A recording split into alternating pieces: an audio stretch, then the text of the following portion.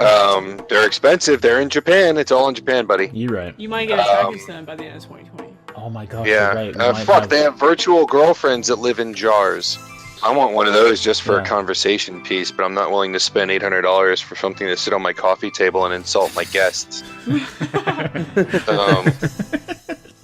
You're just like. I would like to see. You're just like sitting there, I'd like and to see she's it. like, she like pipes up. He's like, he masturbates, to the most disgusting shit.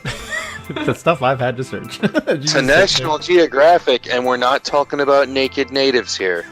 Yeah. No.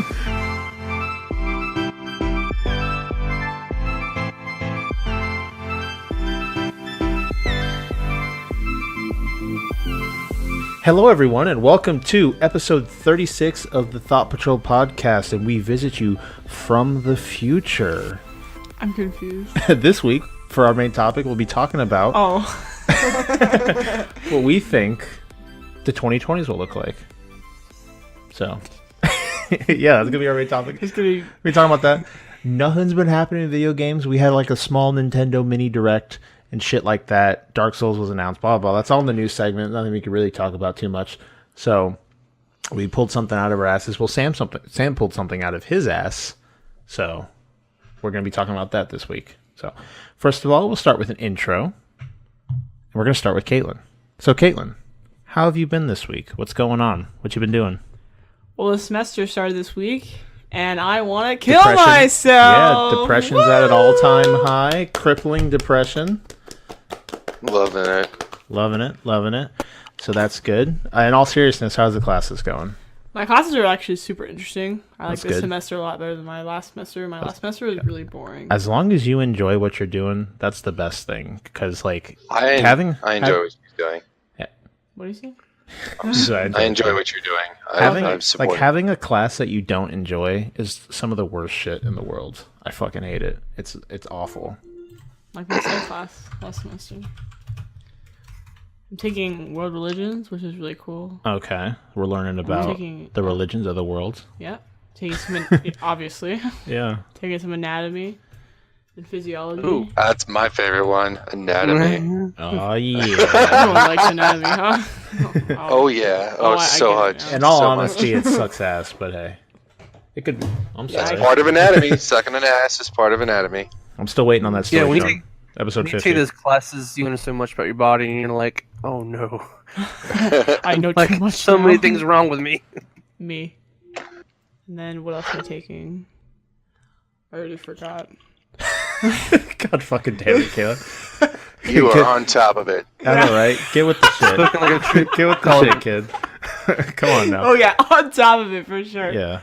I'm taking speech communication, which is kind of boring actually. Okay. Shit. It's okay. It's been. Oh, my anatomy lab, and I think that's it. Okay. Cool.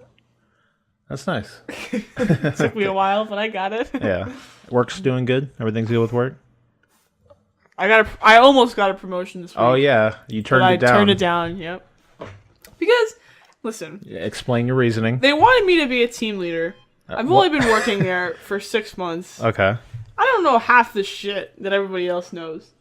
And this is at Chick-fil-A we're talking Chick-fil-A. about. I clicked my pen. And You just fudge your way through it. Exactly. Mm-hmm. But, like, the thing that confused me is that they asked 4 people to be team leaders. I was one of them. So the other 3 have been there for at least 3 times as long as I have. Yeah, but they're not as good as you are. There you go. I don't know You are that. the best. You are the best. Aww. You're my bae. You are Plus my ultra. boo, and you are the best. Plus ultra. Plus there you ultra! There you go. God damn it. Hey, that's bunches. my shtick. Yeah, I know, right? Don't take Wait, say it. Sam's thing. Say it, Sam. Say it.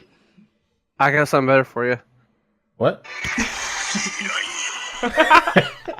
I got it. What did he say? I just heard Nani. Was it? It was not me. Nani soda. Can you move over, please? This headphone's falling out of my ear. I'm sorry. We'll fix it. Look how fudged up it is. Oh, y'all didn't hear that? Professionalism. Yeah. I had a soundbite of all my same plus ultra. Alright, well, I guess I didn't get so I turned it down. I don't know how much extra money I would have gotten, But yeah, she even asked what the raise would entail and stuff. I did not ask that. I'm saying you didn't. Yeah, I did. That's a problem. I should have. Yeah. I told him, I was like, yo, I just need to learn some more, and then I'll be a team leader. And then I'll be a team leader. Because the thing is Hit me up again in 5 years. If you have an emergency and you have to switch shifts. Okay. With somebody else, you can only do it with another team leader. Oh, that sucks. And there's only like 3 team leaders. That's a good justification. See how much that sucks? Yeah. And then on top of the fact that you have to work longer too. You have to work longer. Probably have longer shifts. You have to work harder. Early, the first one there, first one to leave, or last one to leave. That's managers, Kyle. This is just a team leader. Come on. But team leaders do it too, though. Like having a seizure in your chair over there.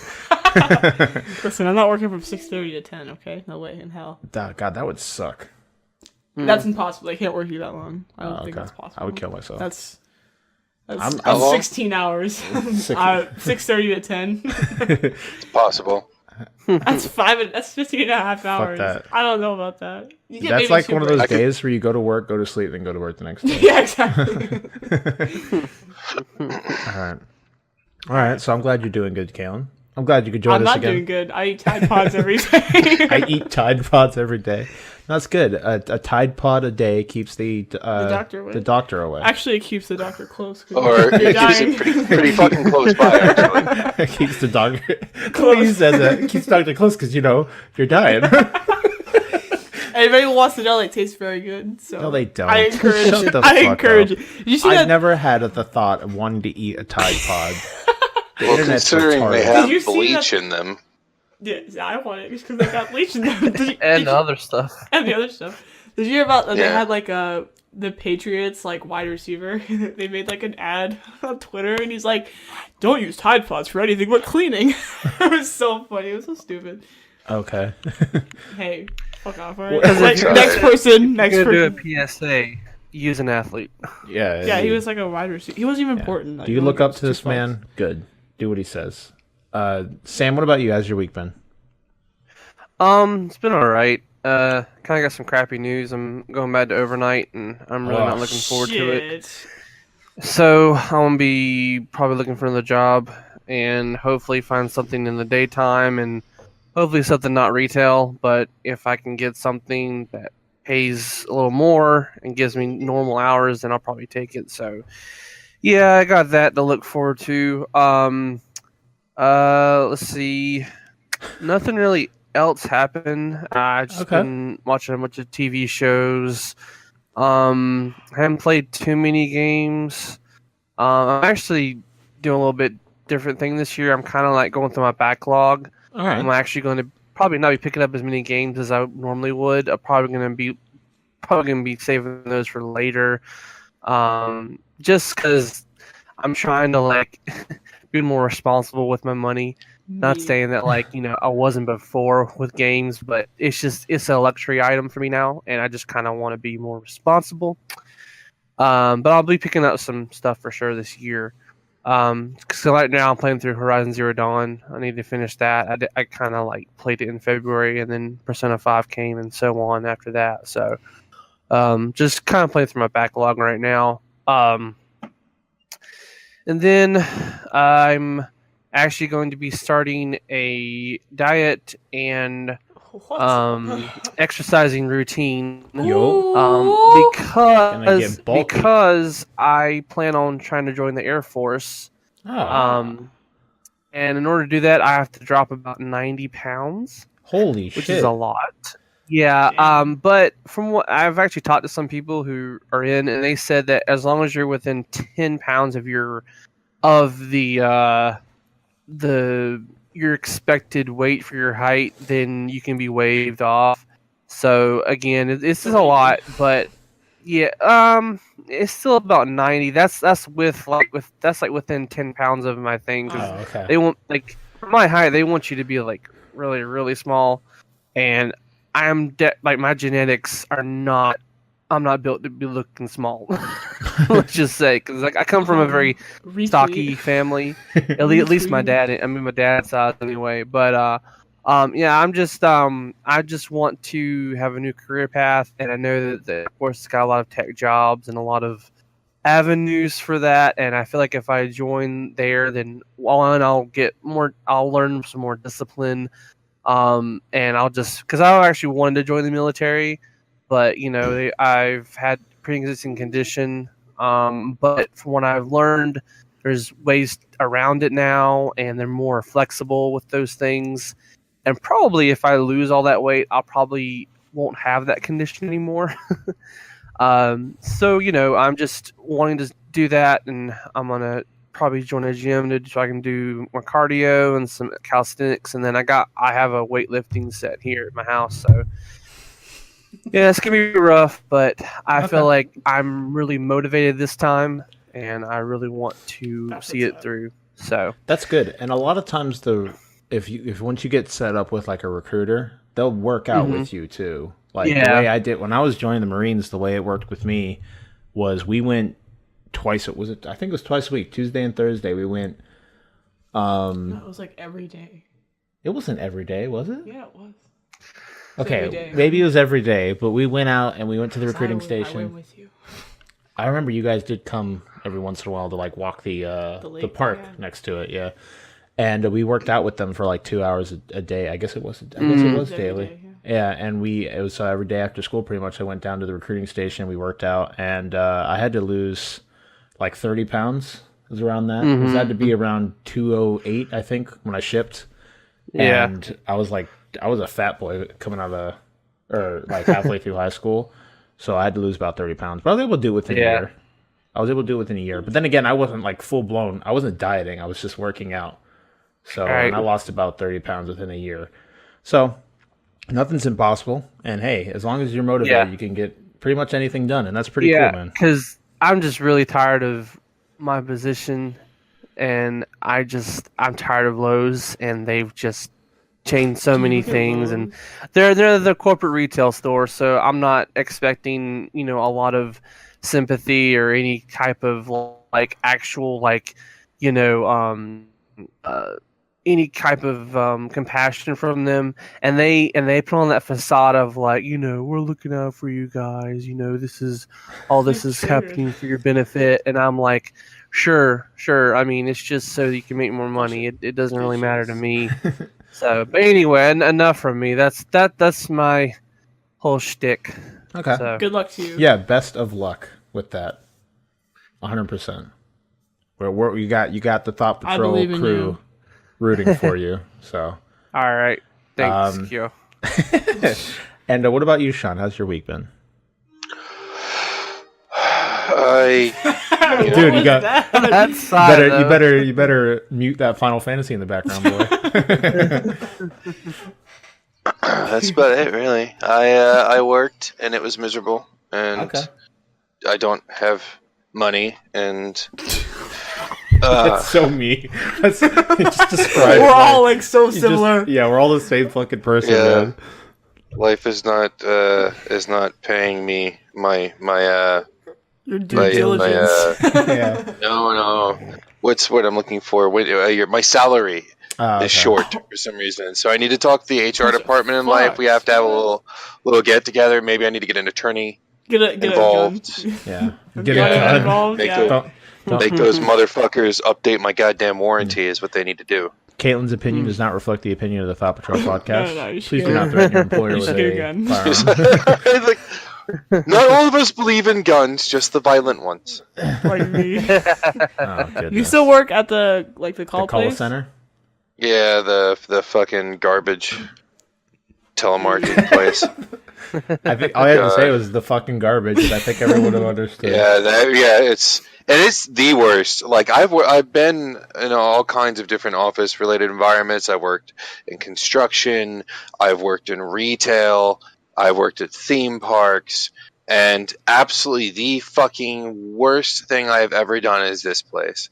I could work for a heroin dealer and have a better job experience than fucking around. Actually, there's several that work with me, so there's that. There you go. Hey, you got a second avenue, man.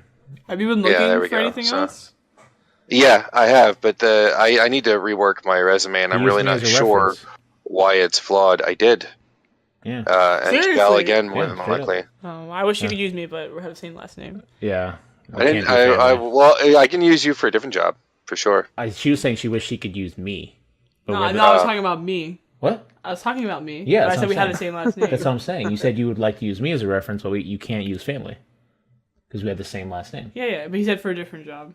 Yeah. I'm down. Yeah, I'm a writer. I can lavishly praise you. I got you. Yeah. They call you on the phone and they'll put you in management material after talking to That's Caitlyn. another. Make you sound like the best fucking thing since sliced bread, dude. another bonding point for us. We love words. Oh. Dude, But outside of that, it's been a fairly lugubrious week for me. I've just been playing Final Fantasy and leveling up. That word. Same for me. I really like Final Fantasy, man. It's really growing on me heavily, and every time I sit down to play it, I'm just like, I love the idea of being in a like self-enclosed world. You know that there are other people running around doing everything that they can, doing different things, trying to level. Everyone's got their own agenda, trying to do something, and just that idea of you working like in a cog of like a larger thing. It's just like a relaxing thing. The grinding is really relaxing. Super is. I love. None of the grind has bothered me. None of it. None of the grinding has bothered. It's all been fun. The only problem I have is I wish there was more ways that if you had a second class that you started, I wish there was more ways to grind besides just doing dungeons and level quests. And I'm sure there are later on because we're still base game. But as of right now, it's just grinding. It's just do dungeons and do level quests until you catch up to where the story is for the most part. So, but besides that, I don't have an issue. I find the combat very fun, especially I love the way tanking works in the game. And me being a tank, I'm a huge fan of how the aggro system works with Enmity and how even though you're playing a tank, you're still technically like a melee fighter. You have your combos that you pull off and stuff like that. And all of that I think is so much fun. And I love it. I love doing the dungeons. They're all very different in their own respective ways, set in different locations, creative boss fights. Like I did that one where you fight the Chimera Shawn at the end, and he's got like 3 heads that all do different attacks and shit. That I love that fight. That's so much fun. Really enjoying the game, and I'm so down. I know I was talking to, actually, we had a new member join the Discord just today. His name's Sheep on Discord, and he was hanging out with us, and he really wants to get into an MMO. And so he's going to join us, and he'll be part of the crew, join our free company. And if any of you out there are listening and you do play Final Fantasy, you want to hit us up. We're obviously on the Eastern Coast Exodus server because that's where we all live. So if you're within the United States, you could technically play with us. I don't think you could do it if you're out of country, sadly. But if you want to hit us up, either join the Discord, say hi on on YouTube or something like that, or whatever, and we'll be happy to pull you along and we can all do shit together. So that'd be really cool. But definitely shout out to Sheep. He said that he listens to us on Spotify. I didn't even fucking know we were on Spotify. Oh, wow. I know I put out the application to get on, but the way Spotify is they don't tell you anything. So I never rechecked. So I just found out through Sheep, oh, hey, you guys are on Spotify. That's how I listen. And I'm like, fuck yeah. And that's a really good avenue for us to grow. I didn't know we were on Spotify either. Yeah. So I did apply. I was just waiting to hear something back, and I forgot that they don't tell you anything. So that if it's kind of like if you're going for employment or something, they don't tell you if you were failed or not. So you don't know if your application's been fucking thrown in the garbage yet. You're just sitting there waiting for a call back, and they don't tell you oh, hey, sorry, we didn't hire you or anything like that. 50 million people. So it's kind of like that. But the fact that we are on there is awesome, and it's so cool, and hopefully it provides a decent path for growth for us in 2018. And I'd love if any of you are listening to us on either Audioboom, Spotify, some kind of podcasting service. We'd love to have you guys come hang out with us either on the Discord, check us out on our YouTube channel, anything like that. We'd love to hear from all of you that do tune in, because I know we get the views, or a decent amount, at least through Audioboom. We have almost 4,000 listens on all of our episodes, which is pretty cool. And I really appreciate all of you sticking around, listening to us every week, and just chilling out with us. It's really nice. Even if you don't ever come and say hi, we do appreciate every single one of you. So it's just nice being able to put I give you guys hugs and kisses at the end on of all every your pink episode. parts. Yeah, man. Yeah, on all your pink parts. We feel it. What? What? Feel it. Sorry. Oh, we feel it. I thought you said we fill it, and I'm like, Sam. No, feel it. That took it to a darker place. Okay.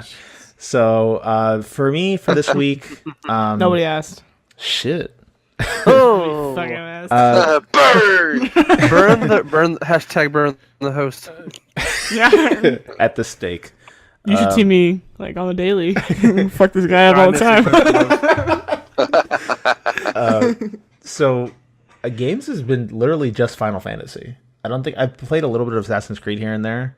Maybe some Siege when we have everyone together on the PC. But for the most part, it's been Final Fantasy. Just trying to level. I know every day, Shawn, recently I found out that they have like 2 things you can do a day that give you a shitload of experience. And I've been doing those every day. The What are times they I have.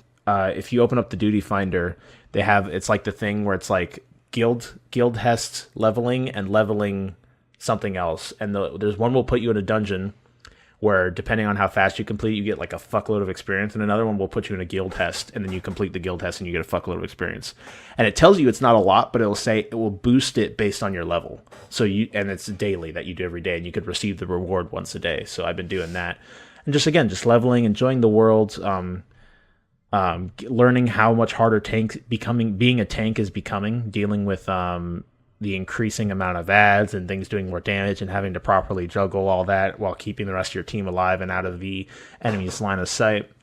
So it's all a really fun learning experience. And this is the first MMO I've really like gotten deep into besides RuneScape back in the day. You and me back on that RuneScape. Roblox. Roblox wasn't an MMO, but we did play it.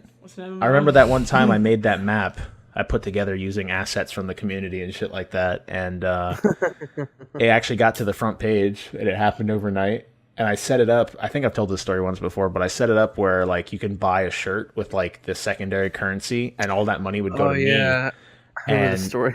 And the shirt didn't work. Yeah. So I got a bunch of hate mail that I woke up. I was a kid, so I had to go to sleep. It was nighttime. It was nighttime.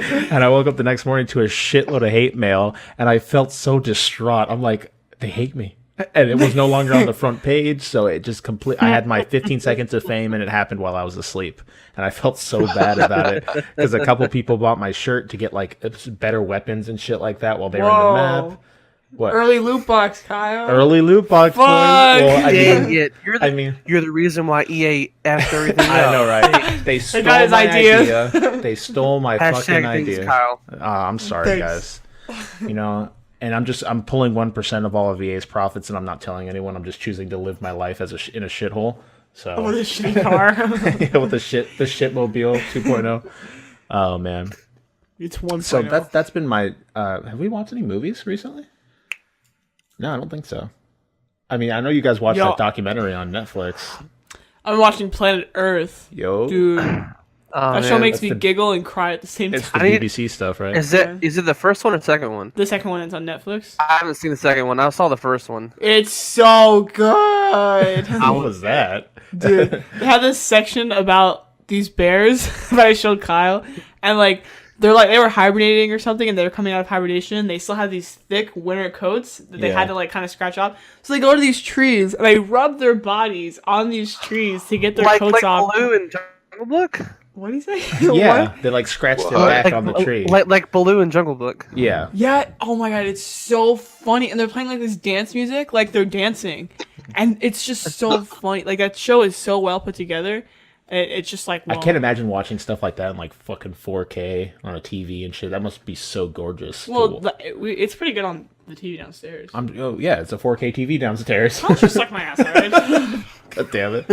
Well, if anyone wants to shut up, Kyle. If anyone wants to be like amazed by nature, you should watch that show. I guess nature is very gorgeous. Cool, it's also so nice to see it, especially Because the way it has dancing bears. Yeah. Those dancing bears. Especially with the way they do it in like its rawest form. It's just like the I have no and idea. sound. I really want to know how they film it. Yeah. Like it's just so natural. Like it seems like there's not even a cameraman there. Yeah, I don't know. I'm They use curious. drones. I'm super curious. And I was wondering if they use Foley. They're really small ants that are mechanical that have cameras attached Heck, to them. they don't use Foley. They have the budget of Discovery, so you know they got those really nice like microphones that can reach like 50 yards or Hear a whatever. butterfly pass gas from 30 miles away. I'm curious. I'm a curious person. Yeah, it's definitely awesome. I love stuff like that. Me too. Oh no, the wrong year. Nature is beautiful. It is indeed. Yeah, I recommend it. You should watch it, Sam. Yeah. I've also heard that there's a new show on Netflix called Devilman Crybaby. And Auntie was telling me it's really fucking good. It's like an anime or something like that. I have to check that out. Someone was asking me about that. Yeah, you heard about Devilman? that, right? Yeah, it's called Devilman Crybaby. It's on Netflix, and I've heard Sounds it's really like good. Is it continuing the story of Devilman? Because that's an older one. I don't know. You'd have to watch it. I haven't asked Antony about it, so.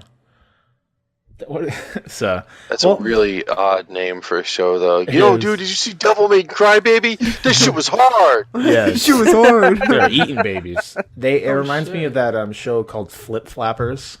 That is like the weirdest shit, but it's really well animated, so I enjoyed watching it. But it's called Flip Flappers. And that's the name of the organization that these two. What do you say? He's like, you said that, man, Shawn. I don't got time for this shit. It's like that. It's like that show Flip Flappers. It's called Flip Flappers that I watched. You know, it's about flip flappers, and they call it Flip Flappers when you watch it. That's what it's called. Got him. Just so you don't get confused. Yeah.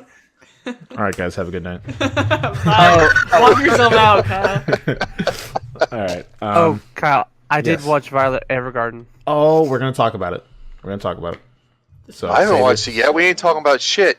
I told you to watch it, you Shawn! fuck. Don't scream into the microphone. I told it to watch it, you shitbag.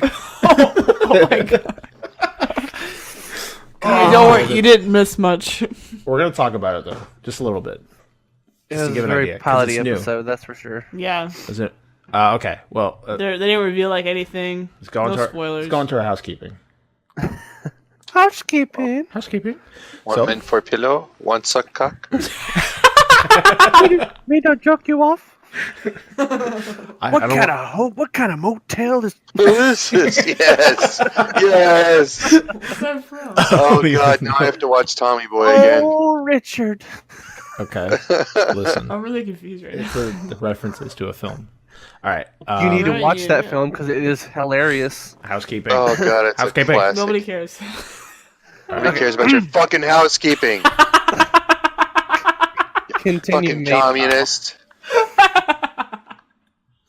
We've lost the kid. You got him. You got you. Shut the fuck up. All right, professional. All right. Please. All right. So, Professional communist. if you guys like our banter I'm crying. and you want more of us, which I don't blame you if you don't, we do have a Discord. You can What do you come mean? hang I out want with more of What's that us. supposed to mean? you can come hang out with the host. I don't and, blame you if you don't. Here he is like, come on, please just love us and watch our show and be part of us. But I don't blame you if you don't. He's got like, you got some confidence issues, I'll man. just keep interrupting All Kyle because I want his reaction. The entire episode is just we don't get anywhere. You know, 'cause he Kyle's interrupts me all the time, so pay back. I guess so. All right. So you guys can join the Discord, hang out with the community. We got like 30 people in there, something like that. So that's pretty cool. It's just me. So if you guys want to come hang out, talk with us, we'd love it. Shut the fuck up, Kayla. If you guys have anything that you hear on this podcast that you have something to correct us, fact check us, just want to converse with us, you could also do that through the comments, either on YouTube. I know some other places do comments on their podcasting services, but anywhere that you want, just leave a comment. We'll be free to convert. We'll be happy to converse with you. Also, feel free if you like our content. We do this every week. It comes out Tuesday at 8 a.m. Eastern It used to time. be Monday because of lazy fuck, so it's on Tuesday now. Well, it gives me time to go to school and work and all that other shit. So you can get more of us every week. Feel free to subscribe either on your podcasting service or you can come over to our main base on YouTube and check us out there. We have Let's Plays there and other stuff as well, which has been kind of slacking too. I need to finish like Anti-Chamber and stuff like that because I started it and it's not done yet. Well, you and me can also need to play through some more Suicide Guy. That game was fun. So, also we have a Twitter at ThoughtPatrolPD. You can come get any updates that we have to put out, notify you about stuff that we might be doing, either a game night or some streams in the future or something along those lines. Sex. That too. If you really like us, you want some brownie points, feel free to drop an iTunes review. We'll be happy to accept that. How many stars you want to give us? Just make sure it actually makes sense. 69 stars. Give us 5. Don't just give or us nothing. hate. we'd like to hear just some appropriate feedback. Either your sound quality's ass or whatever. We just want to hear from you guys, see what you guys think, get some feedback. Some embellishment, but mostly we want the truth. Yeah. Also send nudes. Send nudes. Or we kill kittens. Whoa. Kittens? That's rough. Whoa. Okay. Well. All right, not kittens. Maybe not hippos. Hippos? Can we kill Come hippos? on, baby hippos are cute, chocolate dude. covered strawberries. We want chocolate covered strawberries. Those things are delicious. Oh, I thought you said we were gonna kill chocolate covered strawberries. Yeah, that's it. Send nudes or we fucking kill the strawberries. Strawberries we die. Yeah, we dropped it. We'll fudge them up real good. All right. So we're gonna move on to our gaming segment. I keep forgetting to find it. Shawn, I think what we're gonna do, we're not gonna pull a story off the internet. I want to try something different with it, where maybe like you write a script for the other host to act out, and then you give us our motives, basically. I think that'd be pretty fun. Something we could do like that, and then that'll make sure that everyone participates in one way or another as well. Because it was kind of what we were doing before. We just had a story to base it off of. And if you want, I could still find something like that to give you a starting point, but you'd still be writing it for the most part. If you want to try something like that for next week. Because that'd be easier to do, so I don't actually have to find a news story. And then you can make it however the fuck you want, basically. And then we could just kind of improv if we have to as well. I know we're all talking about that. I know we're still live, guys. Don't worry. We're going to continue with the podcast, but I was just thinking about it like right now. And I just want to make sure I put it out there before I forget about it. Because I do tend to forget about shit. So we're going to stick with Urban Dictionary for this week. Because it's easy. And it has its moments. So we're going to start with, I'm going to have Caitlyn read this definition. All right? I didn't read it yet, Caitlyn. You lied. I haven't looked at it. I just looked at the word. Okay. So Godspeed. All right, so me, Shawn, and Sam will try and guess it. I almost called you Perry, Sam. I'm sorry. Okay, I get confused all the time. All right. Go ahead, Caitlyn. What you got for us? All right, so we got AC Slatering. AC Slatering. All right. I'm going to go ahead and start with a question. Is it... Oh, wait, I got to read it first. To the Saved by the Bell reference. AC Slatering? Okay. Oh, shit. Then I might be at a disadvantage here. Mario Lopez. Does that have something to do that's with Captain Dimples. penises? Any penises involved? No. No? Shit. All right. Go ahead, Sam. What you got? The Kyle to go straight for penises. You never know with Urban Dictionary, man. I didn't watch much of the show, but I'm going to say, does it have to do anything with being shirtless? Shirtless? Being shirtless. No, not Sounds shirtless. like my kind of show. What about you, Shawn? I'm having trouble understanding this definition. That's never a good sign. It's kind of hard to understand. That's never a good sign, man. I'm trying to read it. I'm like, what the hell is this? Just sitting there reading a paragraph, and you're like, what the fuck? What fucking language is this? All right, Shawn, give us a question, man. Let's see if we can get this. I don't have much faith in us. All right, Slater. What did Slater do in the show? He was on the basketball team. He was a weightlifter. He was on the football team. He always turned the chair around backwards before he sat down. Does that have anything to do with sitting in a backwards chair? Oh, is that something to do with sitting in a backwards chair, Cal? Or something to do with sitting backwards, maybe? It just says, like, AC Slater sat on his chair. Okay. So does it have something to do with all right, if it's a chair and it's a website that's always about toilet humor, does it have anything to do with toilets? Is there a toilet involved? Is there shitting involved or peeing involved? Yes, shitting. Okay. Is it shitting backwards on a toilet? Is it shitting backwards on a toilet? Yes. That's part of the definition? Is that the whole definition or part of it? I'm assuming it's just part of it, knowing. Well, I mean, the next part is just a bunch of adjectives. So.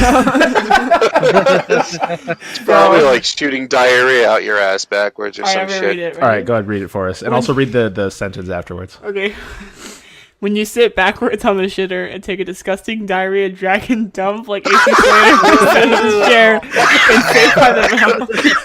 Disgusting diarrhea dragon? What the fuck is that? I don't even want to know. It probably That's burns a coming better out. question than AC Slatering. All right, and I've had those before. Trust me. me, my butthole. All right, give us the sentence, Ken. Okay. Arby's decided that on, I don't know what that word is. On Mets refugees. He would put a video of himself, AC Slater, and sadly his large Girth. prevented him from effectively accomplishing the maneuver and some shit at the floor. What the fuck? Sorry, went to poop backwards, but his dick was too big, so he got poop on the floor. Wonderful. Thanks, Urban Dictionary. We appreciate it. All right, let's see if we can find another one. Okay, your turn. This is always the boring ass part while we try to find the video. Well, I can talk about the time I had a dragon diarrhea crap. Let us know, Sam. I'm all about it. So I was at a summer camp, and as a bonding thing, we did food challenges every night during staff training week, and we had a challenge where we had to eat really hot wings, peppers, and stuff. And yeah, I didn't make it through like the last couple of rounds. Well, then the next day, on top of that, one guy had ordered this really hot sauce. It was called Flashbang, and it had like a Scoville of like 2 million or something.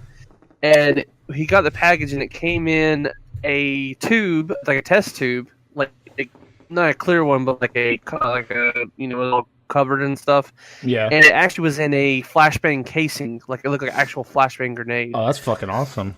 And I took a dab of it, and it was one of those sleeper sauces where it was okay at first, but then it destroyed your mouth. And I probably chugged about 5 or 6 little cartons of milk or whatever.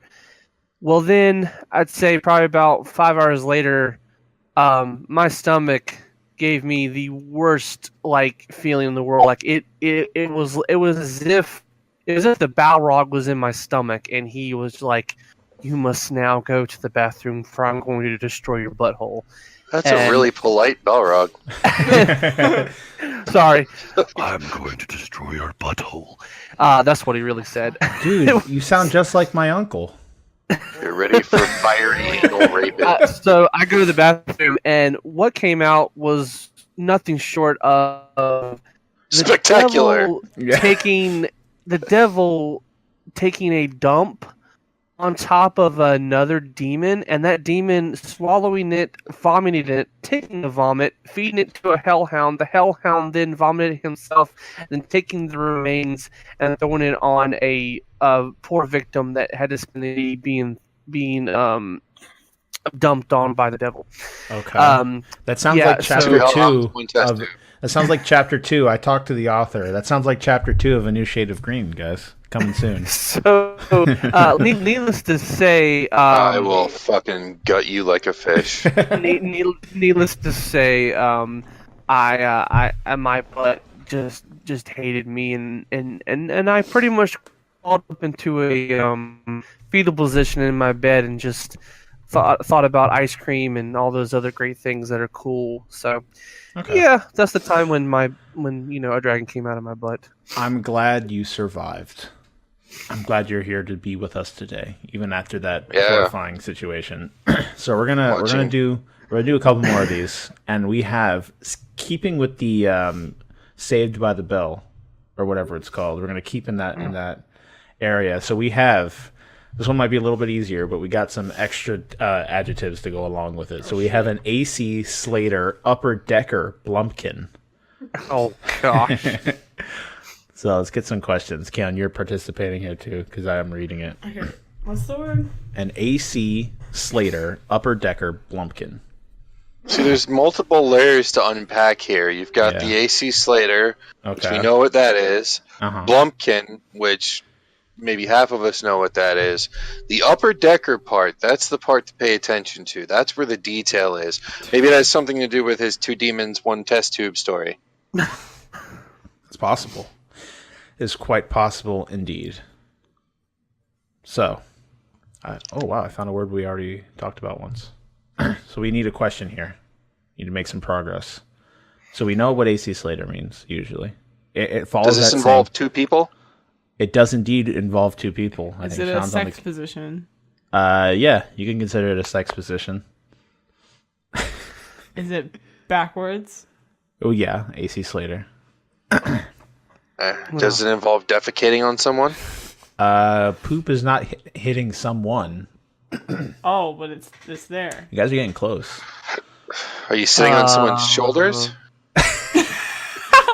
Oh my god! You just gave me the worst vision ever of like a dude like sitting on a girl's shoulders with his like. Oh, no, I don't even want to think about his it. junk in her mouth, and he just drops the poop on the floor. Drop the poop. No, that's gross. No, that's not it. But that's definitely something we need to add. So there's poop. Yeah, I think we need to come up with a name for that. Yeah. Suck it and drop it.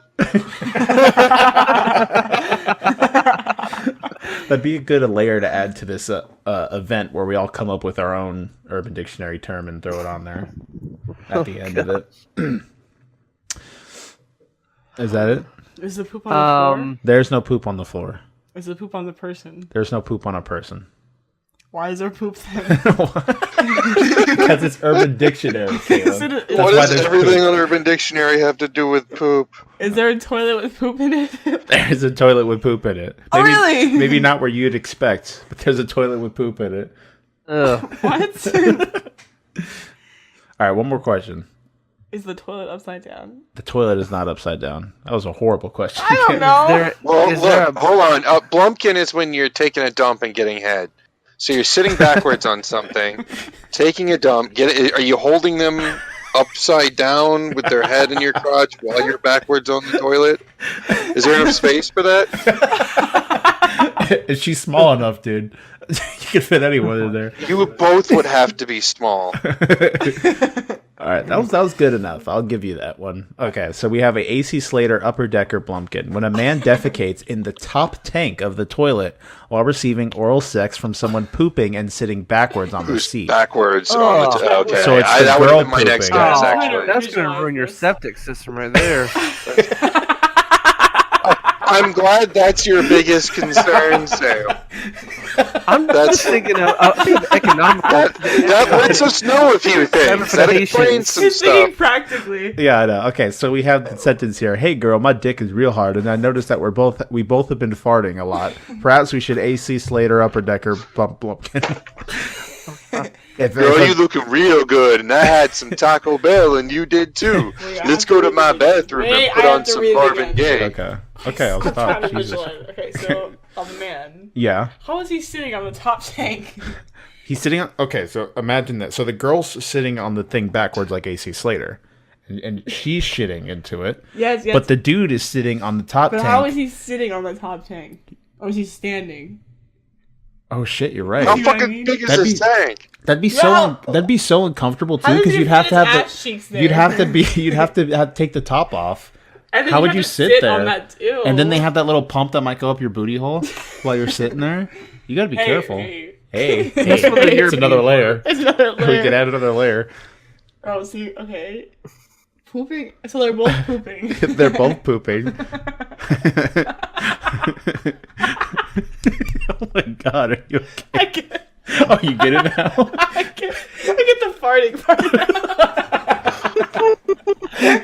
God fucking damn it. Alright, let's do one more. You want to do it or do you want me to do it? I'll have you do it, but I'm going to try and find the word first. Okay. Don't read it. Well, how am I supposed to know? Let's try something not Saved by the Bell click related. one of the hashtags. Click Blump. Actually, okay. I don't know what she clicked. Jesus, what is this? I don't know. Oh my God, we have found the Holy Grail. We have found the Holy Grail of Urban Dictionary. Holy fucking shit! All right, well, we'll take turns down. So this is literally just shit, but this is the shit list. All right. So me and Cam will both take turns reading all the types of shit you can have. All right. So I'll go first, Cam. I think I have this book. We're gonna shotgun through this. So the shit lists. All right. The first one we have is the ghost shit. Right. And that is the kind where you feel shit come out. See shit on the toilet paper, but there's no shit in the bowl. That happens to me really often. It's like so often. You know what it does? It's because your butt cheeks are tight together, so it just smears in between your butt cheeks. Yeah. Okay. So we got the clean shit. The clean shit. The kind where you feel the shit come out, see shit in the bowl, but there's no shit on the toilet paper. That never happens That's to me. the best I've kind. had that happen to me recently. You have to get a really good pinch. Recently. You have to get a really good pinch where when it's thinnest. So then it's just the butthole that's got the shit on it. It's not the butt cheeks when it falls out. Go, you're All right, we have This just gets better and better. we have the wet shit where you wipe your ass 50 times and it's That's me. Right and there. it still feels unwiped. That's like She says me like she's celebrating. No, that happens to me on the daily, guys. I have to get like baby wipes. Caitlyn's on the 50th wipe and she's like, what the fuck? I'm like, where's it all coming from? I stopped like 20 minutes ago. The poop fell out like 10 minutes ago. Why is there still Why shit? there's still shit coming out? I don't know. God damn it. No, it happens to me like daily. Like it's bad. Let me finish it. You wipe your ass 50 times and it still feels unwiped, so you end up putting toilet paper between your ass and your underwear so you don't ruin them with those dreadful skid marks. All Alright, next one. We got the second wave shit. This shit happens when you finish, your pants are up to your knees, and you suddenly realize you have to shit. That shit Happens to me a lot too. Wait a minute. You have to shit some more. I fucking hate those. Those are the Oh my worst, God. man. It's like, Especially if like wasting time, too. yeah. Oh, especially when you're in public. Those are the worst. Alright. We have the brain hemorrhage through your nose shit. Also known as Papa Vein in your forehead shit, where you have to strain so much to get it out that you turn purple and practically have a stroke. You need some more fiber, bro.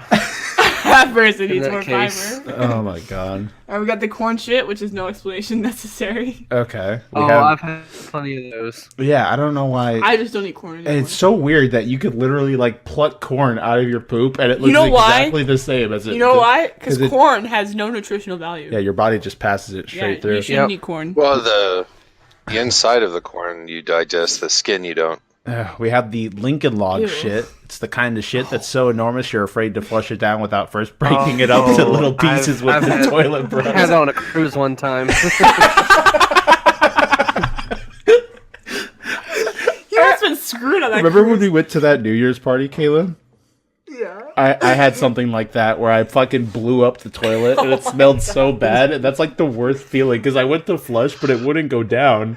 So I'm sitting there like, what do I do? Eventually, thank God, it like was able to swirl around and go down. But for the most part, I was so scared. Or how about like when it hits and it goes like sideways? Oh man. It like falls straight down, slaps the back of the bowl, and slides down a bit, but it doesn't fucking go down the hole.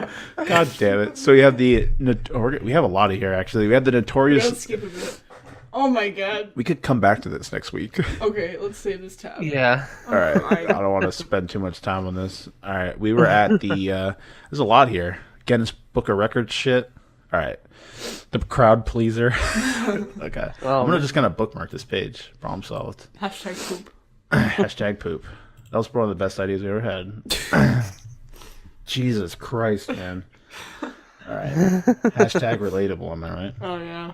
All right. So that was our gaming Am segment. I right? Am I right? Alright. Oh my god. We've all been there. So let's move on to our box office. Talk about what movies have been doing really good in theaters, and yeah, wow, that's crazy. I'm looking at it, but I'll go ahead and start reading it because it's fucking stupid. All right, at number 1 we have Jumanji: Welcome to the Jungle, pulling 27 million for the weekend, sitting at 283 million in total with a budget of 90 million in its fourth week. So, well, number 2, this is interesting. We have The Post, which is that one with Tom Hanks and what's the other woman's name? Oh, fucking Zim. Never fails. He always ends in one part or another. That bitch I hate. You forget her name? Meryl Streep? Yes. Meryl Streep. Yes. The Post is sitting at 18 million for the weekend with an almost 1,000% change. An extra, it's a 995% increase from last week. It being at number. That's my car. It being at number 15 last week, now being at number 2. It grossed 18 million this weekend, pulling a total of 23 million. You know why? It's because No, Star Wars is still in the theaters actually. Sitting at 50 Fuck million. that movie. Yes. What movie?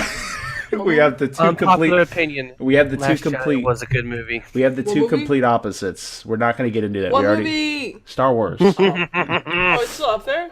Yeah, it's in. Yeah, it's still up there. It's in 6. The eternal pit of despair. You mean the Great Hope?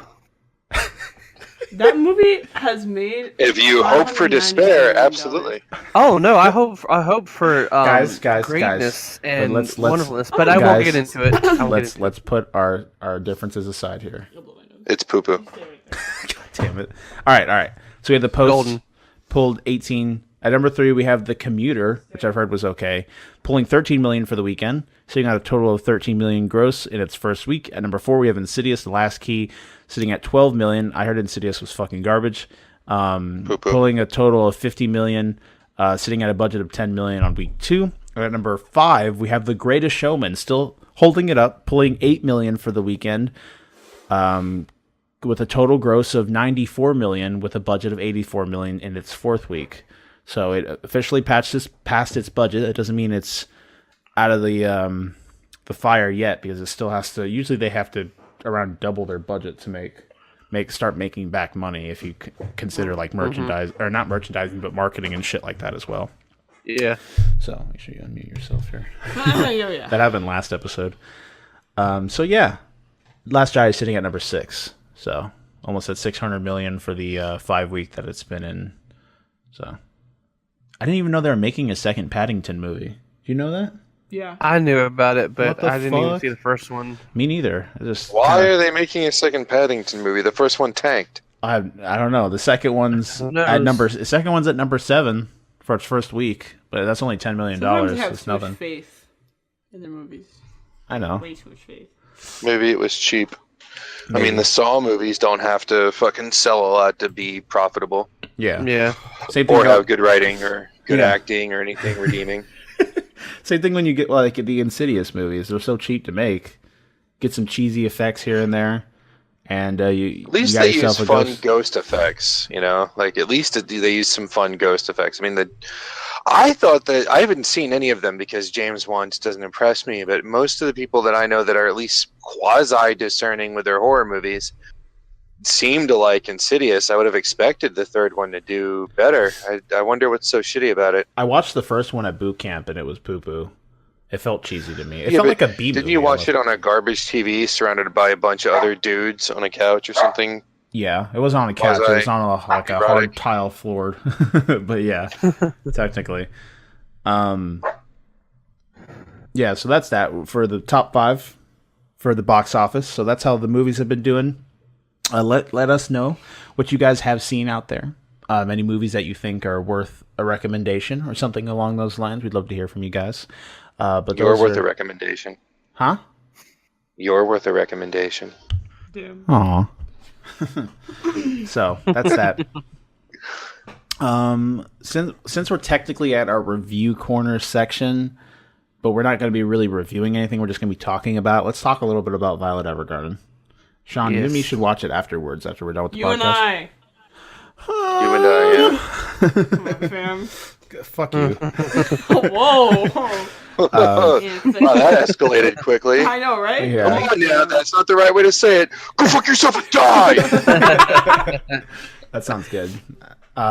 So let's start with you, Caitlyn. What do you think about this show, the first episode? I don't know. Fucking damn it! I Just say didn't something. like it. I didn't like love it. Like I wasn't like, oh my god, this is so good. I was just kind of like, okay, Okay. the girl got no. Are you arms. like excited to see more of it?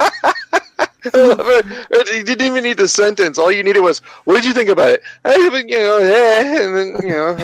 That is not what I sound like. that was fucking Someone's perfect. Someone's having a stroke over here. I know, right? I'm Like, about to shit. he unmuted himself just for that shit. Fucking Zim over there. Try to probably keep yourself muted, fucker. bringing the house down. Damn, that was a threat. I don't know. Do you have anything that like? Jesus, do you have anything that stuck out to you from the first episode? That because I remember you saying that you're excited to see more at the very least. Yeah, like, I moving wanted. forward. I hate how like shows are like super vague in the beginning. So. Well, that's how they draw you in. Yeah, I don't want to bury the lead. God damn it. So, yeah, I'm excited to see more, but right Yeah. now I'm just kind of like, okay. Yeah, right now it hasn't pulled you in 100% yet. Yeah. Yeah. Ahem. Can you not scream into the microphone, please? What about you, Sam? I can give you a much more eloquent review. I Go ahead. appreciate it. Do it. So, you had been telling me about this for a long, long time, leading up to it, and I didn't do much research because I kind of wanted to go in blind. What I do want to say about it is the sound design is absolutely spectacular. I love the clanking of her metal hands. I thought it was I know it's really weird, but to me, that's the one sound I remembered from it. It was very pleasing, and it kind of gave you like a sense of, you know, her trying to get used to them. The visuals were absolutely gorgeous. This is one of the reasons why I love animation, is that CGI can only go so far as to give you a sense of realism, when I think animation like this gives you a better sense of it.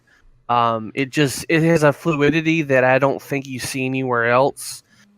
This one in particular, I love the contrast. A lot of the lighting effects, the colors, all just it felt like a rainbow of just like palettes. I love the European countryside. I think a lot of anime in recent years have been going towards more of the European aesthetic, just with like nature and buildings, and the mood and the artistry or the colors really help set the mood for a lot of the scenes. The concept was really cool. Like I said, I don't know much about this world, and I kind of don't want to. I don't want to have everything known about it. I want to discover it. I want to learn about it more. But again, it was really different. It was what I expected. I don't know if I can expect any more action, but I can definitely see definitely be able to see more action through the flashbacks. That one scene was really cool. Oh, seeing yeah, like the violent final action. well, yeah, remember, we're not spoiling anything because Shawn still hasn't seen it. Right. But yeah, that No, I'm final sorry. scene near the credits was Yeah. fucking legit. I'm like, holy shit, that was really good. Yeah, that was great. I just really I appreciate like the just it almost it feels like it reminded me of Full Metal Alchemist, sort of. Not like, I'm not talking about like visuals, but just the setting and stuff. Yeah.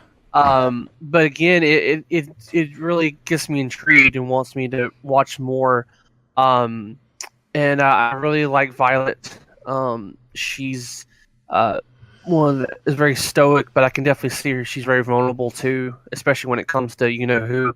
Yeah. And I'm just looking forward to seeing like how she, as a soldier, comes back from war and tries to adjust to a civilian life, and you know, on that, you know, it kind of gives you like what soldiers go through when they come back. You know, they have to adjust from, you know, staying awake and being alert to, you know, relaxing. That's really hard for some people, and I know personally some people, but.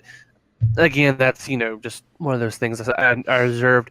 Again, it's very one of the most beautifully animated ones shows I've seen, and I can't wait to watch more and to learn more about, you know, to learn more about where it's going to go and how she's going to adjust and what else it's going to reveal to you later down the road and what she went through. So.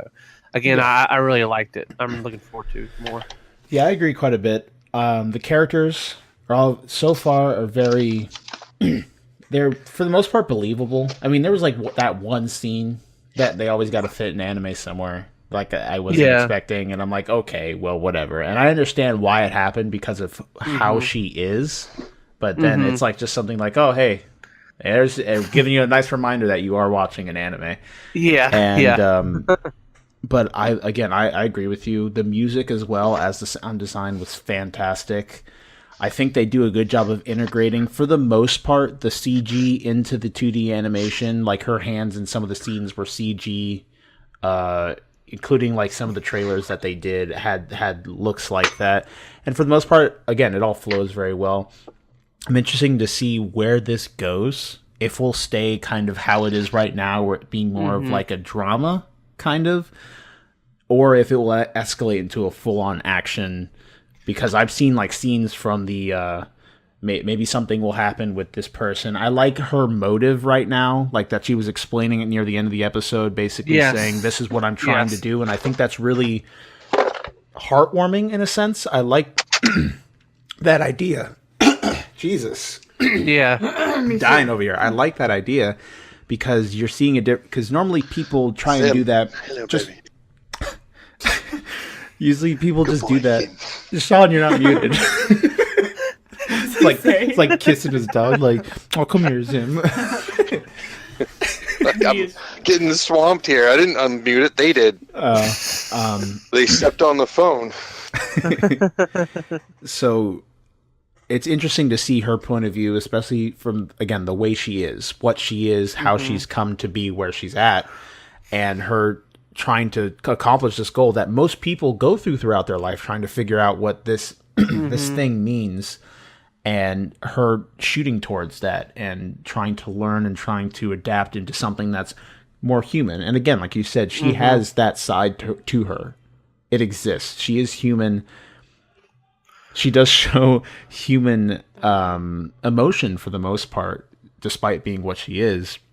But I'm just excited to see what's going on. I'm interested to hear what these auto memory dolls are and what their purpose is, because they didn't really explain too much of it. So again, I'm in to see what happens next. I'm excited to see what happens next. I know that, especially coming from KyoAni, who is the animation team behind it, they always make gorgeous shows, from backdrops to flow to the animation, even character design.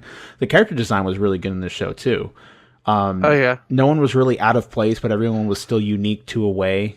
But it wasn't something that like pulled you out. Like, that doesn't look like someone that's European, but everyone still had their own. Like, I was talking to Caitlyn, it was funny because KyoAni always makes really good DILFs, right, Caitlyn? Oh yeah. Yeah, which are like the older gentlemen that is basically MILF, but with a dude instead. And they usually do a good job with that, and in just their shows, they make every character attractive in one way or another. Because hey, again, it's anime. But I agree with you what you were saying before as well. With CG, even to a point where in today's technology, we're not quite at that point yet where you can't be given a full scene that's entirely CG and be able to not distinguish it between something that's real.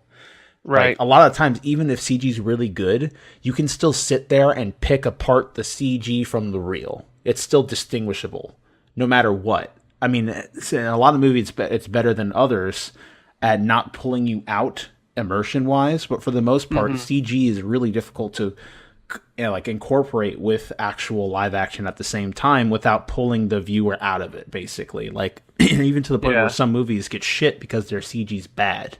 And it's just not at that point technologically wise where you can keep someone immersed the entire movie. But with everything being drawn, kind of, in the sense of animation, they have full control over the entire scene at all times, and it all stays within the same medium, unless they are using CG, which some animes do. So they have that immersion kind of holds the whole time, because you know from the beginning you're watching something that's drawn. It never falls out of that realm, kind of. So I definitely agree with what you're saying. And that's another reason I like animation too. Not just anime, but animation. Even like if you look like the side of Disney or something like that. That I'm a big fan of that fluidity and stuff along those lines. Which is sad, because I loved the old Disney movies. I mean, I grew up on them, and I love them. You know, I've been watching a lot of animated shows right now. I just finished watching Gravity Falls, which very simplistic art style, but man, like, it has that comic book feel, and it just was really aesthetically pleasing. And then there's another show called Over the Garden Wall, which is a really weird show, but the animation, while being very simple, gave me more I felt like I was there, and I believed everything more than I did if it was like a fully 3D animated show. So it just goes to show that animation is not dead. It can still be used in a way that will want you to watch it more than it would a CGI show, or even a movie. So. But again, No. I'm glad you recommended it, and I'm looking forward to seeing where it goes and how this story unfolds. Yeah, definitely. Same here. And I've been hyped for it for a while. And all I was hyped for was from the trailer that they showed off, which was really cool looking. So, again, I'm in. I'm excited to see what comes next. There's not really much coming out currently with winter. So we're still waiting for Boku no Hero in spring. It's going to be fucking lit when that comes back. So, super excited There's for all that. There's a lot coming out, man.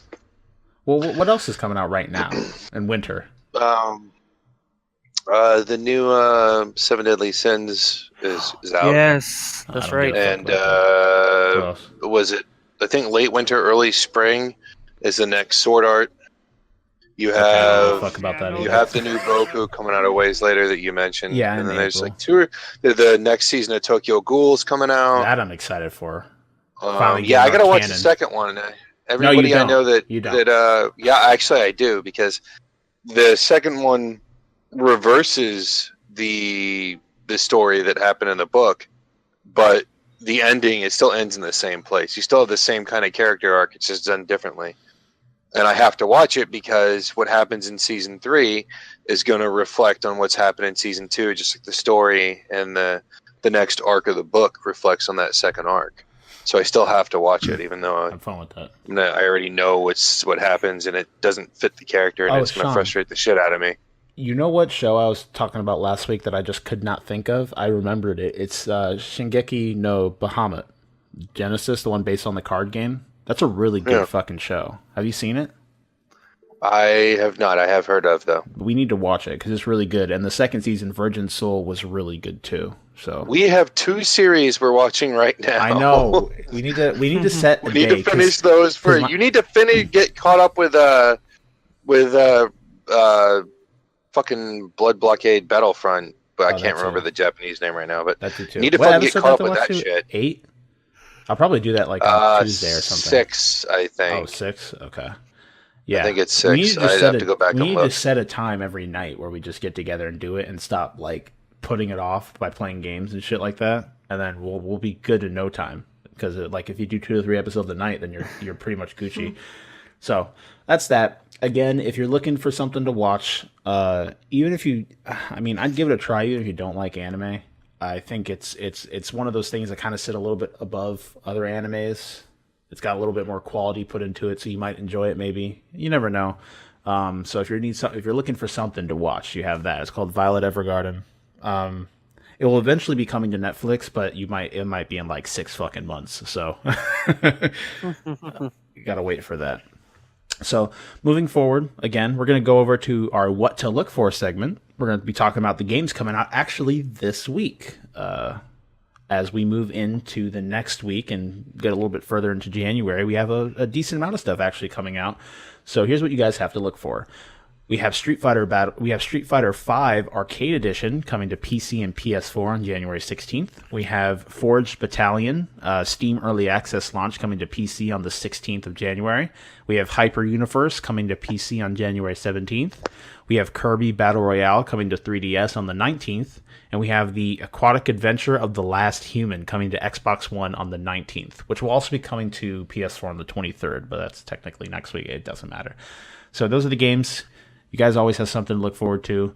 Kirby sounds interesting, and I don't even know what the fuck Street Fighter V Arcade Edition is, but hey. It's probably going to give you all the characters that were supposed to be there when they were first released, but, Capcom DLC. Wants to be like EA. So that's that. So we're going to move on over to our news that we're through with that. Talk a little bit about what's been going on in the last week of gaming. Keep you guys updated on the happenings. So the first thing we have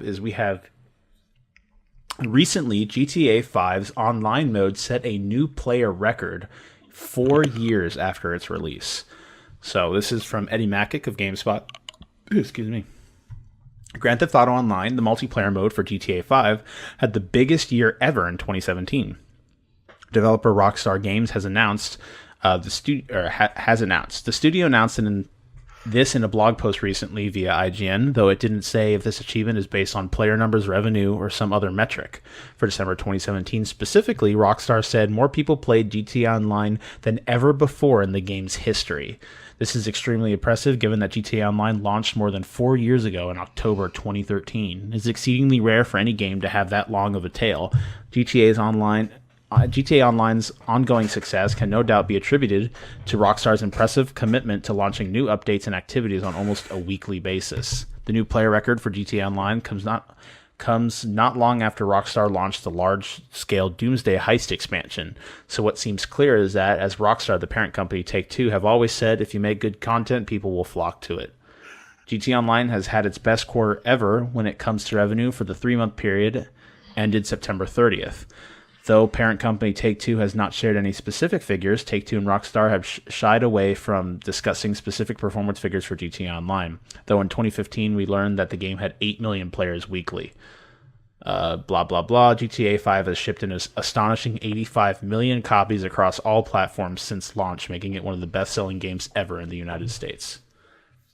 So, craziness. For even 4 years. I think a huge thing that attributes to that is that it went on sale too. So it was only $30 for like Steam Winter Sale. I don't know how it was for console, but that game, again, you buy it once, you get all of the content that they've put in GTA Online, and there's just like a kind of a grind to get it basically.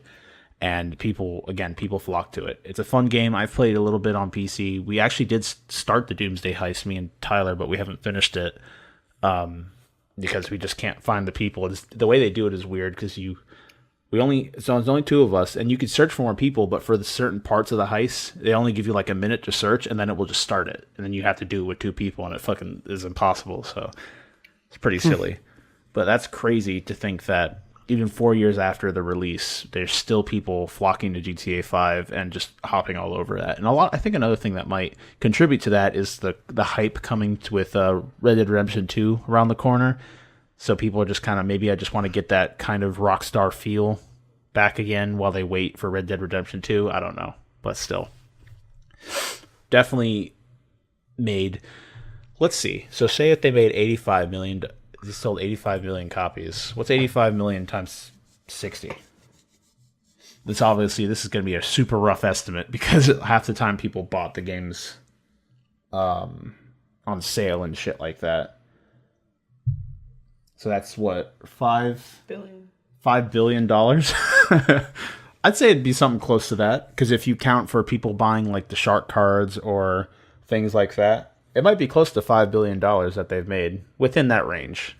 That's a fuckload of money to make. Again, a heavily rough estimate, but just to give you kind of an idea of how much they can produce off of 85 million copies sold. Okay, just 0.1%. Oh. Yeah, Caitlyn, give me that 0.1%. What was it? 0.1% of 5 billion. I'll let her get on that.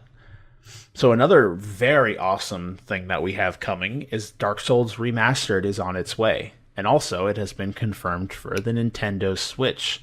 So this is by Justin Haywald of GameSpot, saying Nintendo has a reputation for strong first-party games but limited third-party support. But with Nintendo Switch, the company is looking to turn that reputation around. And with today's surprise announcement of Dark Souls Remastered, the hybrid console is looking like an even friendlier platform for hardcore gaming experiences. Nintendo ended today's Direct Mini presentation with a very short trailer and a May 25th release for Dark Souls Remastered. Dark Souls' previous release on PC was dubbed the Prepare to Die edition, which makes it sound a separate version of the game. However, in a press release following the Direct, Nintendo clarified that Remastered includes the Artorias and Abyss DLC, as well as improved frame rate and resolution from the original. Dark Souls Remastered joins other surprising titles that have released on Nintendo's platform, such as last year's Doom, The Elder Scrolls V Skyrim, as well as the upcoming Wolfenstein 2 The New Colossus and Payday 2. And while it may not be exclusive, it joins the ever-expanding list of Nintendo Switch games coming in 2018. So definitely interesting that we're getting a Dark Souls game on the Switch, and even a OG Dark Souls remake or remaster. I'm I'm actually looking forward to this because I got into Dark Souls late. I started with 3, and then I got 2 on a sale, and I played 1 back in the day on PS3, and it didn't run very well. I'm excited it's coming to Switch, but I'll probably get it for PS4. And then if I have a PC, maybe get it for PC. But I'm excited for it on Nintendo Switch. My Switch I'm using it for exclusives, and I'm using my PS4 for basically everything else. Yeah. So yeah, I don't want to experience it because I've seen so many playthroughs and stuff like that. I'm really wanting to get.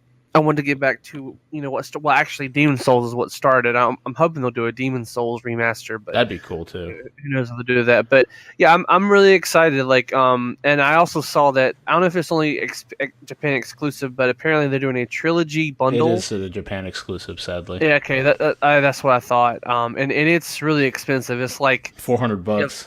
Yeah, it's like $450. So it's like, yeah, you can have. But it had some other discs. So I'm guessing it has soundtracks and some other maybe some other special stuff. But it looks really cool. But I'm not going to spend $450 on 3 games and stuff. So, but no, I'm glad Nintendo's getting a lot more third-party support and then of course that mini direct. I like that mini direct. I thought that was really cool. If they could do that on a monthly basis, I think that would probably be a good idea, or at least maybe once a quarter, I guess, or whatever. But I really liked that format. It was more condensed, and it just got straight to okay, here's the games, here's the release dates. But yeah, I'm looking forward, and I think there's gonna be another one soon, maybe a proper one, but I'm not sure. But this is definitely a great step for Nintendo moving forward because they killed it last year with the Switch, and I just think they're gonna keep steamrolling if they keep doing what they're doing and keep going. Yeah, definitely. So super exciting, especially for people that may just have a Switch. You're getting more content to mess around with, play with, and I don't know, being able to take Dark Souls on the go, that sounds kind of cool to me. I don't think I'll be picking it up. I do want to play the OG Dark Souls because I haven't touched it, but I might pick it up on PC or something. Because again, I don't travel often. If I were to travel, I think that'd be cool, but for the most part, I'm at home being a fat ass. So that's where it's at. Oh, man. All right, so moving on to the next article. This one is very exciting to me. We have the HTC Vive Pro has raised the bar for VR. That was a good rhyme there, whoever wrote this article. This is by Jimmy Thang, Michael Higham, and Emily Conti. We had a chance to go eyes on with the Vive Pro at CES 2018, and the new HMD is arguably the best VR headset yet. It features an improved screen that offers a 2880 by 1600 resolution AMOLED display, which is 78% sharper than the original Vive. This immediately makes text more legible and objects off in the distance look clearer. The pixels don't completely disappear, but it's hard to notice them if you aren't looking for them. The headset's field of view remains roughly the same, however, at 110 degrees. The Vive Pro also features a new ergonomic design that is more comfortable and balanced than its front-heavy predecessor. Like HTC's deluxe audio strap attachment for the Vive Pro comes with built-in headphones, and they do a great job blocking out sound this time around. The headset also features a dial to adjust tightness, which we prefer over the strap design of the original. The exterior of the HMD has a dark navy blue tint to it, and the front of the headset features 2 cameras as opposed to the Vive's singular solution. The Vive Pro will ship with Valve's new Lighthouse trackers, which offer more tracking space and allow you to pair up to 4 of them together for even larger play spaces. The Vive Pro seems geared towards VR enthusiasts and VR arcades. Unfortunately, HTC did not announce a specific price or release date for the headset, but it did mention that the original Vive users would be able to upgrade to the HMD using their existing controllers and trackers. The company also showed off its YG wireless attachment for the Vive, which is developed in collaboration with Intel. It attaches to the back of the headset and comes with a battery bank that allows the Vive and Vive Pro to go wireless. We got a chance to try out the device and can say that it's available to deliver a smooth, low latency performance. The trade-off, however, is that the video feed does look significantly compressed. It is worth mentioning that Widgig isn't finished, so this could potentially improve over time. So definitely awesome as we move into like the stage 2 of VR and stuff like that, and we continue to move further into VR becoming more of a main staple in gaming, it's definitely awesome to see both resolution increase, better tracking and stuff like that, just to make the experience even more immersive than it was prior. So definitely exciting to see the improvements to VR. And as we just, it's just baffling to me. Me and Caitlyn tried on the PSVR, like the shittiest available version that you can get. But even that was so immersive, Caitlyn, when we were playing. Yeah. She did like one of the experiences where it puts you underwater, and I was doing one where you shoot robots or some shit. But even then, with it looking all grainy and garbage, it was still so much fun. And I can't imagine these with this new Vive Pro. It's got me super excited to see what comes out of VR moving forward into the future. So awesome stuff. I'm so fucking excited. I saw that earlier today, and not literally my jaw dropped, but my jaw metaphorically dropped. So whatever. But yeah, definitely super fun. So we have 2 more articles, and we'll move on after that to our main topic. We have all the new Switch games revealed during the Nintendo Direct for this January of 2018. This is by Justin Haywald of GameSpot. Again, we stick to GameSpot all the time. So, Shawn, there's actually a couple things that you might find interesting when it comes to these games coming out. So after a cryptic tweet on Wednesday, January 10th, the internet guessed Nintendo had something going on, and it turns out they were right. A surprise Nintendo Direct presentation has gone live, and you can watch it entirely below, blah, blah, blah. These are the games, basically, that were revealed during the presentation. We have a Switch port of The World Ends With You, stretching back into the Nintendo DS back catalog. The cult hit The World Ends With You is getting a re-release on Switch. The game will let you choose from either touchscreen or traditional controls, and it will include a sizable new scenario. No specific release date was announced, but the game will be available sometime this year. So that's pretty cool. I've never played that game, very surprising. But I've heard it's really good. Yeah, it's kind of like a. No, I don't know too much about it. I've only seen some gameplay and I've seen some videos about it, but it's definitely in like every top 10 like DS games ever list, and it looks really cool. And I know music is a big thing in it, so I'm a big fan. Probably not gonna pick it up right away, but I'll probably wait for it. But it looks pretty interesting. Cool, for sure. Cool. We also have Pokken Tournament DX DLCs coming out, so we're getting some new DLC characters for Pokken Tournament. The Deluxe Battle Pack paid DLC is available for purchase. We'll have content released in 2 waves. Wave 1 will bring the new battle character Aegislash along with the support set Mega Rayquaza and Mimikyu. Second wave on the 23rd will introduce battle character Blastoise along with the new support set of Mew and Celebi. Kirby Star Allies coming on the 16th of March. We got a new trailer for the game, showed off a slew of new abilities, and the Artist and Spider changed up Kirby's available moveset and will be a way to mix and match abilities when playing with friends in Kirby's co-op mode. Game set to release on the 16th. We have a demo out now for Dragon Quest Builders. Demo for the Minecraft meets Dragon Quest RPG is available on Nintendo Switch now. Game's set to release at the end of the month, which is cool. There's a Hyrule Warriors Ultimate Edition coming to the Switch in spring of 2018. So that's super awesome. We're getting basically Hyrule Warriors, all the DLC. It's coming to the Switch as a and hopefully, because one of the issues I have with the recent Fire Emblem Warriors game is that the frame rate fucking is awful. If you're playing with like more than one person, even by yourself, it gets pretty bad. So I hope that they're able to make Hyrule Warriors not as bad. I mean, it's probably the same exact fucking engine. So I don't know how the frame rate is so garbage for a game that's technically a Nintendo game. But one super exciting development is that the Mario Tennis Aces game. We're getting another Mario Tennis game coming in the spring of 2018. It's being done by the same team, Camelot, that made the other games. They also worked on Golden Sun back in the day. And it's heading to the Switch in spring. The first Mario Tennis game to include a story mode. So that's really... to include story mode since Mario Tennis Power Tour on the Game Boy Advance. I tried. We have another Yiz game. How do you pronounce that? Yiz? Ease, I think. Ease. It's 5 and 3. Is that 8? Ease. Give it to the Japanese the Japanese name stuff like that. Jeez. Is Ys a Lacrimosa of Danya coming summer of 2018. This is coming to the PS4 Vita PC. Oh, it's the PS4 Vita PC RPG from 2017. Will make its way to the Switch sometime in summer. We're getting an update for Super Mario Odyssey. You'll be able to continue your adventures in Mario's epic new world with the help of Luigi. Mario's brother will open up access to a competitive balloon world mode where you can work to asynchronously hide balloons for other players to find or search for balloons hidden by other players.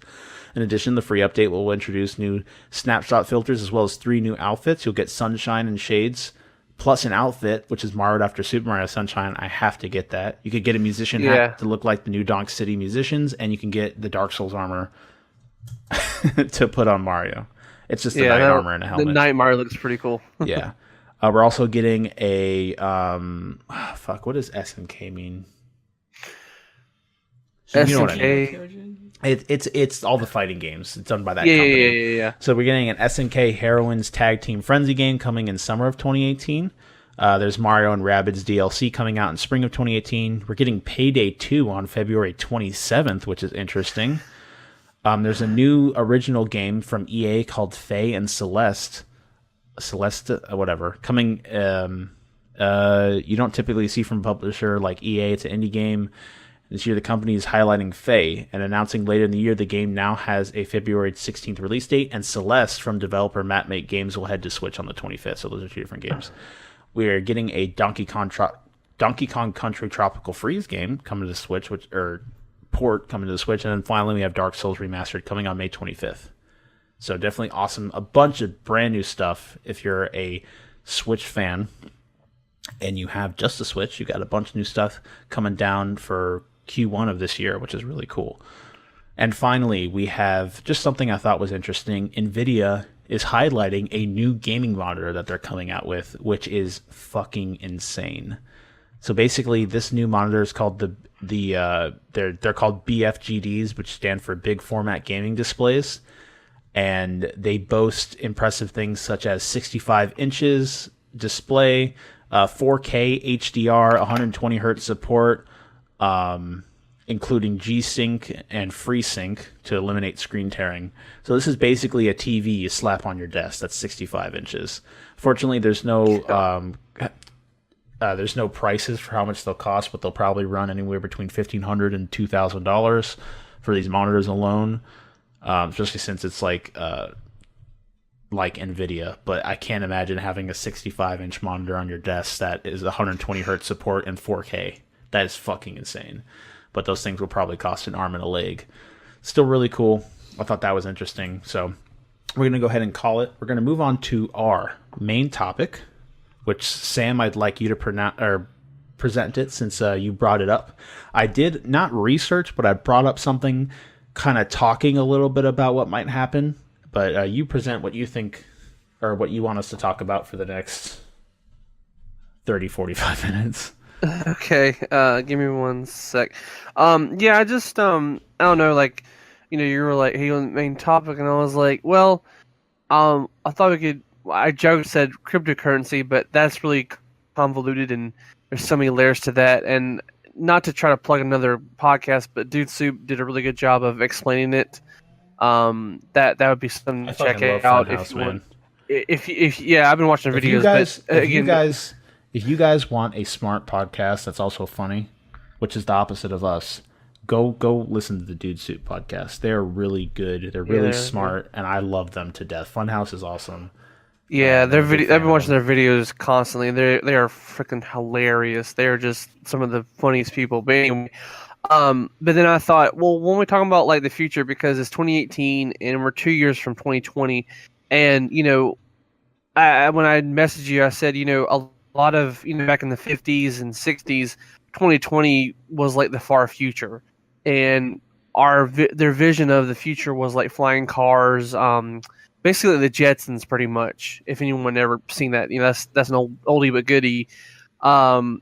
Obviously, we're probably not going to reach those heights of technology within 2 years. I mean, technology is advancing pretty rapidly. We're seeing early stages of new AI. Drone technology is getting bigger and bigger and more sophisticated. We're close to self-driving cars. Robots are advancing. Medicine's advancing. A lot of things are moving forward, but not at the pace that we thought it would. Because a lot of movies even during the 80s were like, 2020 was the year that all this happened, or like Akira takes place in 2019, and we're nowhere near that type of technology. But I'm just wondering like how the 2020s are going to be. Like, are we going to reach a moment of? Are we going to reach a point where, is technology going to really reach a new milestone? Is it going to reach another peak? Is it going to hit a plateau? Is it going to go downhill? Are we going to still be here after talks of all this war and nuclear stuff? I hope so too. I'm not too worried about all that particularly, but you never know. But it's just interesting, like how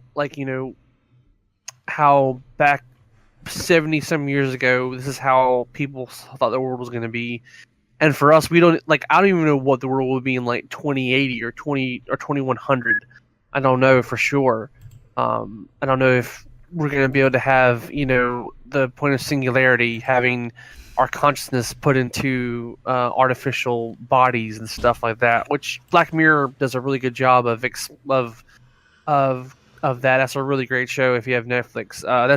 That's actually fits very well in this topic, because a lot of those episodes talk about how you can take your consciousness, put it in a digital format, and essentially live forever. And that is sort of like what I think a lot of people want to get towards, is that, our bodies fail, they get sick, they get old, they get to the point where we can't just do anything. And, at some point it's like, do you want to pull the plug, or do you want to keep living as a vegetable? And if you have the option of putting your consciousness into a new body, or in essentially a artificial heaven, why not? Why not keep your legacy going in a digital format? It just seems like a no-brainer. But if anyone out there wants to see what we think, or what a lot of people think the future's gonna be like, watch Black Mirror. It's a great show that has social commentary on things now, but in a way of like using advanced technology to kind of talk about it, or to kind of present it. And it's not sequential, or it's not connected, but it's in the same sort of universe. So episodes will be kind of different, but I want to hear what you guys think. Like, do you think we're going to reach a point where we will have flying cars, or we'll have hover cars? I mean, I don't know. I know I probably won't see it in my lifetime, but I don't know. Like what do you guys think the future of the 20s are going to be like? Well, for funsies, I pulled up a timeline of what people are, or what scientists or people have predicted would happen, the way technology is evolving by 2025, 2040, and just for fun, I thought we'd pull up some of these things and just talk about just them slightly, and then we can present what we think, at least, are things that we would want to happen by the time the 2020s are over, and that we're in that part of our lives. We could also, I was going to say for fun, we could say how old we'd be at that time, but maybe not everyone would be keen to doing that. So a couple things that I found on this site that are really interesting is between 2020 and 2026, there will be a Euclid Space Telescope that will reveal new insights into dark matter and dark energy. And again, all of these are predictions. None of this is straight up saying that this will happen within this time frame, but these are predictions of things that will come, that might come into play within these time frames. And this is really cool. This is so Euclid, named after the ancient Greek mathematician, is part of the European space agency, and it's a telescope for them that they use for instrumentation and scientific analysis. It's supposed to be launched in 2020 and placed at the Sun-Earth Language Point L2, blah, blah, blah. Its mission duration should be 6 years, but its whole entire goal is to further research the ideas of dark matter and dark energy and see if there's ways that they can be harnessed into performing, I don't know, tasks that would benefit humans, basically. And it says, while dark matter pulls matter together, dark energy is pushing the universe apart at an ever-increasing speed. In terms of complete mass energy content of the universe, dark energy dominates. Even less is known about dark energy than dark matter, having only been discovered by astronomers in 1998. Using a 1.2 meter wide view telescope at visible and near infrared wavelengths, Euclid will map the shape, brightness, and 3D distribution of 2 billion galaxies covering over 1/3 of the sky. It measures the geometry and growth rate of the universe in higher resolution than was ever possible before through a combination of weak gravitational lensing, redshift space distortions, and galaxy cluster observations. So, now for some of you that might just flew right over your head, and I know a lot of it did for me, but basically we might be getting into the realm of even science fiction, where they've always talked about dark matter energy and harnessing black holes and stuff like that for human benefit. And that'd be something that would be super cool to see within the next 20 years, or by the end of 2020. This is saying between 2020 and 2026. So that'd be something that'd be really cool to find the role of dark matter and dark energy as we just continue to learn. I think that'd be super fucking awesome. So that's one of the things that they showed. And I mean, I'm trying to think of a way we could structure this where it won't be super boring. And especially since we're within the ranges of, we still got a certain amount of time left. But I could read a couple more of these, and then we could talk about what we want to happen by the end of 2020, either with our lives or with technology or something along those lines, and we'll move on from there. So I have a couple more here that are pretty interesting. Between 2020 and 2025, we should have gene therapy for deafness in humans. So as of 2015, hearing loss affected 1.1 billion people to some degree and caused disability for up to 7.5%. and a moderate to severe disability in 1.7% of the world's population. During the first half of the 2020s, advances are made in developing a gene therapy with some of the first clinical trials in humans. This follows further experiments on mice in which a mutation of the TMC1 gene was repaired. Scientists treated the animals by injecting an engineering virus called adeno-associated virus 1, or AAV1, combined with a promoter switching on the gene in the sensory hair cells within the cochlea. Blah, blah, blah. Again, these are all predictions, but following successful human trials and approval from regulators, it becomes possible for patients affected by the TMC1 mutation to have their genomes sequenced and their hearing restored by gene therapy. However, while TMC1 is known to account for up to 8% of genetic deafness cases, more than 70 other genes were also implicated in it. It would be therefore a number of decades before the condition was fully understood and curable for all patients. So we might be able to see some form of gene therapy for deafness. Would be pretty cool. So, because even now, today, they have ways of looking into the genetic structure of babies when they're born, and they have the ability to straight up change certain effects of children. Although there's moral ambiguity there. Yeah, and there's actually a really cool movie called Gattaca. I think it's called Gattaca or whatever. It had Christian Bale in it, and actually we watched it in biology back in high school, and it was a really cool commentary on how using gene therapy to basically say, this is how your kid's going to be, we can change it, or we can enhance things. And that's all they did. Is in the movie, they would do an ultrasound, do a genetic test, and they would say, okay, so your baby's going to have this, this, and this.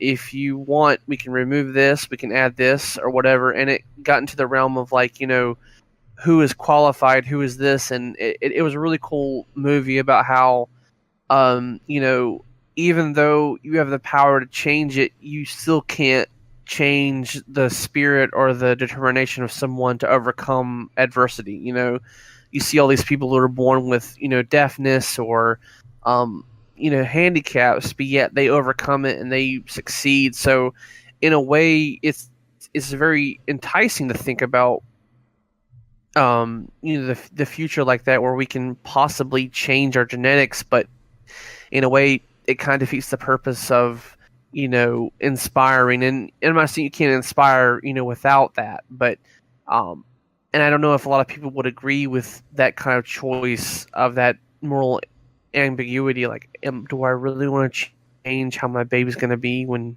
they come out? Do I want them to experience that? So yeah, that's definitely hopeful. I mean, I think deafness would be something. Because I can understand cosmetic changes, but if your baby is going to be born with a club foot or something that would provide them hardship in their life, I could see the reasoning behind wanting to make that not an issue in their life.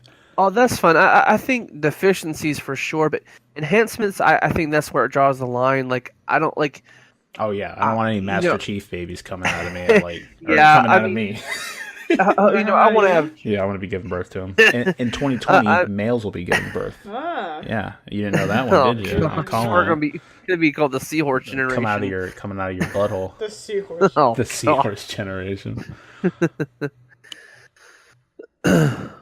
Yeah. So, I have like 2 to 3 more that are just interesting. This one involves space, which is always cool. And technically, by 2020, NASA plans to deploy the latest of the series of Mars rovers to look for signs of past life, collect samples for return to Earth, and demonstrate technology for human exploration. Now, I've also heard that within the next 15 to 20 years, NASA will probably run out of the budgetary limits that they have, basically. And if that's the case, then what's the other company called that does space stuff? SpaceX will be launching that first. Elon Musk. Okay, whatever. But SpaceX will be launching. Sex party. Yeah, you're right. SpaceX will be launching that first rover to try and cultivate Mars to a point where we can maybe land humans on it in the future too. I've heard that. There was also talk that between like 2023 and 2026 that they'll be launching like the first space hotel where you could take like 6 really wealthy inhabitants up into space to circle the globe, or I don't know how long they'd be up there, but that you'd be able to go out into space and live within a hotel in space. It looks like it's not like a fucking floating hotel. It's like a spaceship still, but it's the idea kind of. I don't know. That sounds cool, but people need to realize, like, I don't know how much money that would cost. If you do your research too, like astronauts, like, it's pretty hard to live up in a space station from what I've heard. Like, you have to like basically sleep in a this harness because there's no way to hold yourself down unless you're like bolted to something. And like going to the bathroom and stuff is like a little bit of a hassle. They drink their own pee. I mean, do they? Yeah. They'll pee, I don't know. And since a lot of your urine is pee, they'll put it through a... Yeah, I watched a video of it. Of an astronaut they take the water out of it. Yeah, they put it through a filter system. You're not just peeing into they your put mouth. your pee through a filter system. But you're not just peeing into your mouth, but Bear you're Grylls still style. drinking your own pee. It's just filtered. Okay. That's gross. Yeah. All right. And I don't know about Mars, man, because like... I don't know if it'd be fun, but it'd be a once-in-a-lifetime experience. My only concern is the potential mortality leaving and landing. Oh, you might just rip apart on the way down. Don't worry about it. Yeah, or like you fucking end up in Challenger Volume 2. Oh gosh. It's still almost like a pretty high risk of dying just to launch and just to come back even now. And I don't know, like they would have to have like huge insurance policies in order to like cover that. And I mean, there's some people who can really afford it, but for the common man, that's a luxury they couldn't, even if they could afford it somehow. I don't think they would want to risk it because unless you didn't have any family or had no more ties, then go for it. But I wouldn't want to go up in a ship like that unless I knew 100% clear that I was going to be 100% safe. Here you go, Sam. Well, nothing's 100% safe, man. You can die walking in a rainstorm. You're more likely to die doing something normal than to die on the launch pad. But that'd be something I'd be afraid of just because. Like I rode an airplane shortly after 9/11 and fucking white knuckled that shit all the way. I'd never been on a liner, an airliner before. So the whole time I'm like posting on Facebook, I'm like, I'm about to get on the plane, pray for me. It's a fucking weird experience. No, I understand. I mean, I need to get to the point where re-entering is like a second thought. It's like you don't even think about it. That's the point I want to reach. Like I said, nothing. You're right. Nothing's 100% safe, but until it gets to the point where I don't even have to think about re-entry, then I don't want to be sent up into space anytime soon. Yeah, I have this for you here, Sam. We have the launch of the Terrafugia TFX flying car. This is supposed to be by 2025. It's a built-in hybrid tilt rotor vehicle as the first fully autonomous flying car. It could avoid other air traffic, bad weather, and restricted airspace and navigate its way to pre-specified landing zones. Manual controls and overrides also exist in case of emergencies or unexpected situations. The TFX has a range of 500 miles per flight, and batteries are rechargeable by the engine. Launched in 2021, it has a starting price of about $280,000, putting it beyond the reach of most consumers. However, cheaper flying and hovering vehicles will become more widely available later this century and into the 22nd century. So, hey, you never know. Yeah, they have flying cars. They've had flying cars for a little bit now.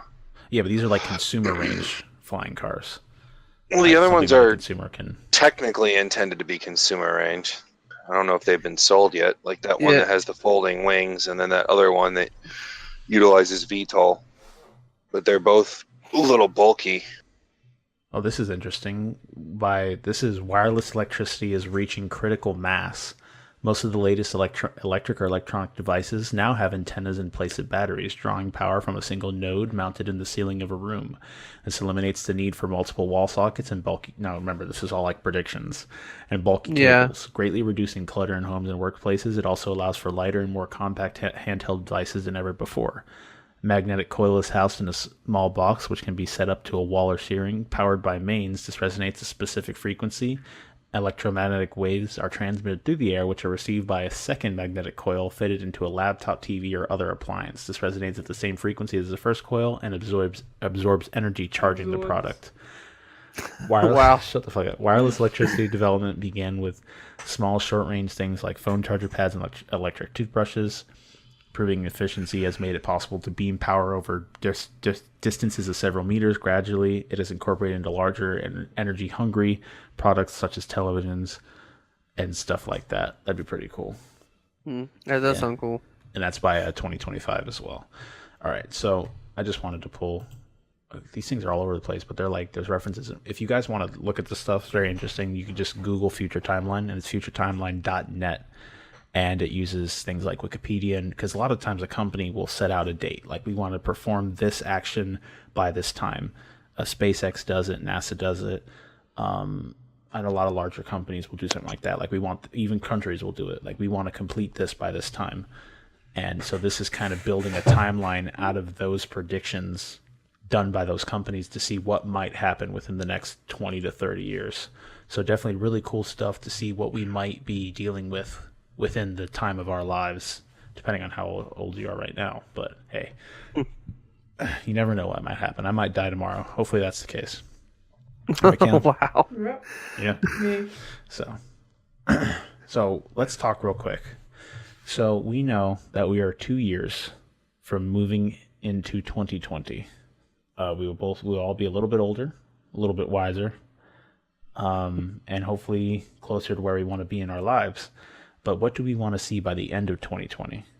Do you guys have something in specific in either technology, political standing, views with the world, something that you'd like to see by the end of 2020 that would make you happy in any way? Ways for my dog to live forever. Ways for your dog No more to Donald live. Trump. Your dog can't listen. No political commentary here.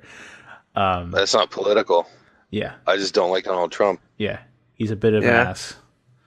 It's quite an understatement, but we'll leave that there.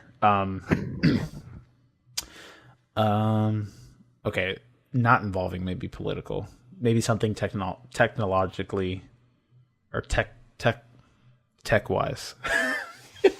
Finding a way to keep my Finding a dogs way to alive keep. forever. I mean, there is already a way to keep your dog alive forever. Can you just put them through? What's that shit called when you stuff a Stuffing? dog? Yeah. No, I'm not gonna. Taxidermy. That's Bruce, gross. Bruce can live forever on our wall right he needs here. to like live. That's just forever. that's just really creepy. Yeah, It that's too is. creepy. It is.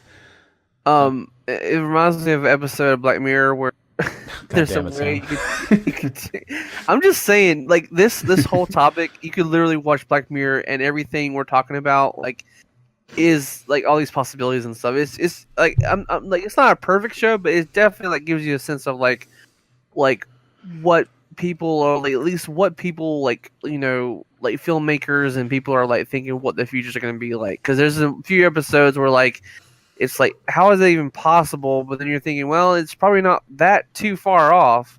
I mean, the whole point of like, you know, like I know by 2020 we're not going to have digital consciousness. I mean, that's probably going to be a 22nd century thing. But Issue.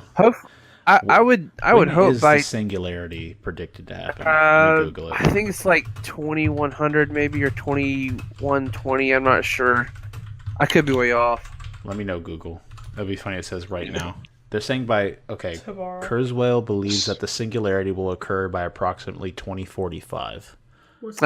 Well, The singularity is the thought that 2045. AI will surpass human like knowledge, basically. So, and AI is like that is the year that AI will advance past human like reasoning and understanding. And So a lot of people Skynet, say, pretty much. a lot of people say in that time when that happens, that will also bring about like the first either issues with self-aware AI or things like that of the first AI actually being able That's to. when we die. Well, I mean, it depends how it goes, but that's the idea. And I think Kurzweil, isn't he a science fiction writer? He's an author. I Kurzweil? believe so. Yeah. They used his name on synth music equipment, Kurzweil. Oh, that's pretty cool. Yeah. Yeah. So will that be the end of the world? Maybe. It might not be though. we might not get Skyneted. You never know what's gonna happen. Never know. But they're saying by 2045. That's what Kurzweil believes. We're gonna die. Gonna die. We're gonna die. We're gonna fucking Well, die. That's just gonna happen. At least now, like I'm hoping that medicine is getting pretty advanced. There's new techniques and new discoveries we've made to prolong or even like I would hope that by 2020 cancer would probably be in the stages of where we could almost be curable because we've Cancer's already at least- cured. I don't know what you're talking about. I don't know Put what on you're our talking tin about. foil hats it's here. just well I know at least like 40 years ago it was a death sentence, but now it's like it's way more survivable to a certain extent. I mean, there are some cancers that are very malicious and very aggressive. Then there's some that are very treatable but take a long time. So I would hope that by the 20s that we'll see more progression towards it being a more of a treatment, like a curable treatment, than a I won't say a death sentence, but more of it, less of a concern. What about pushing that one step further? What do we think by the end of the 2020s?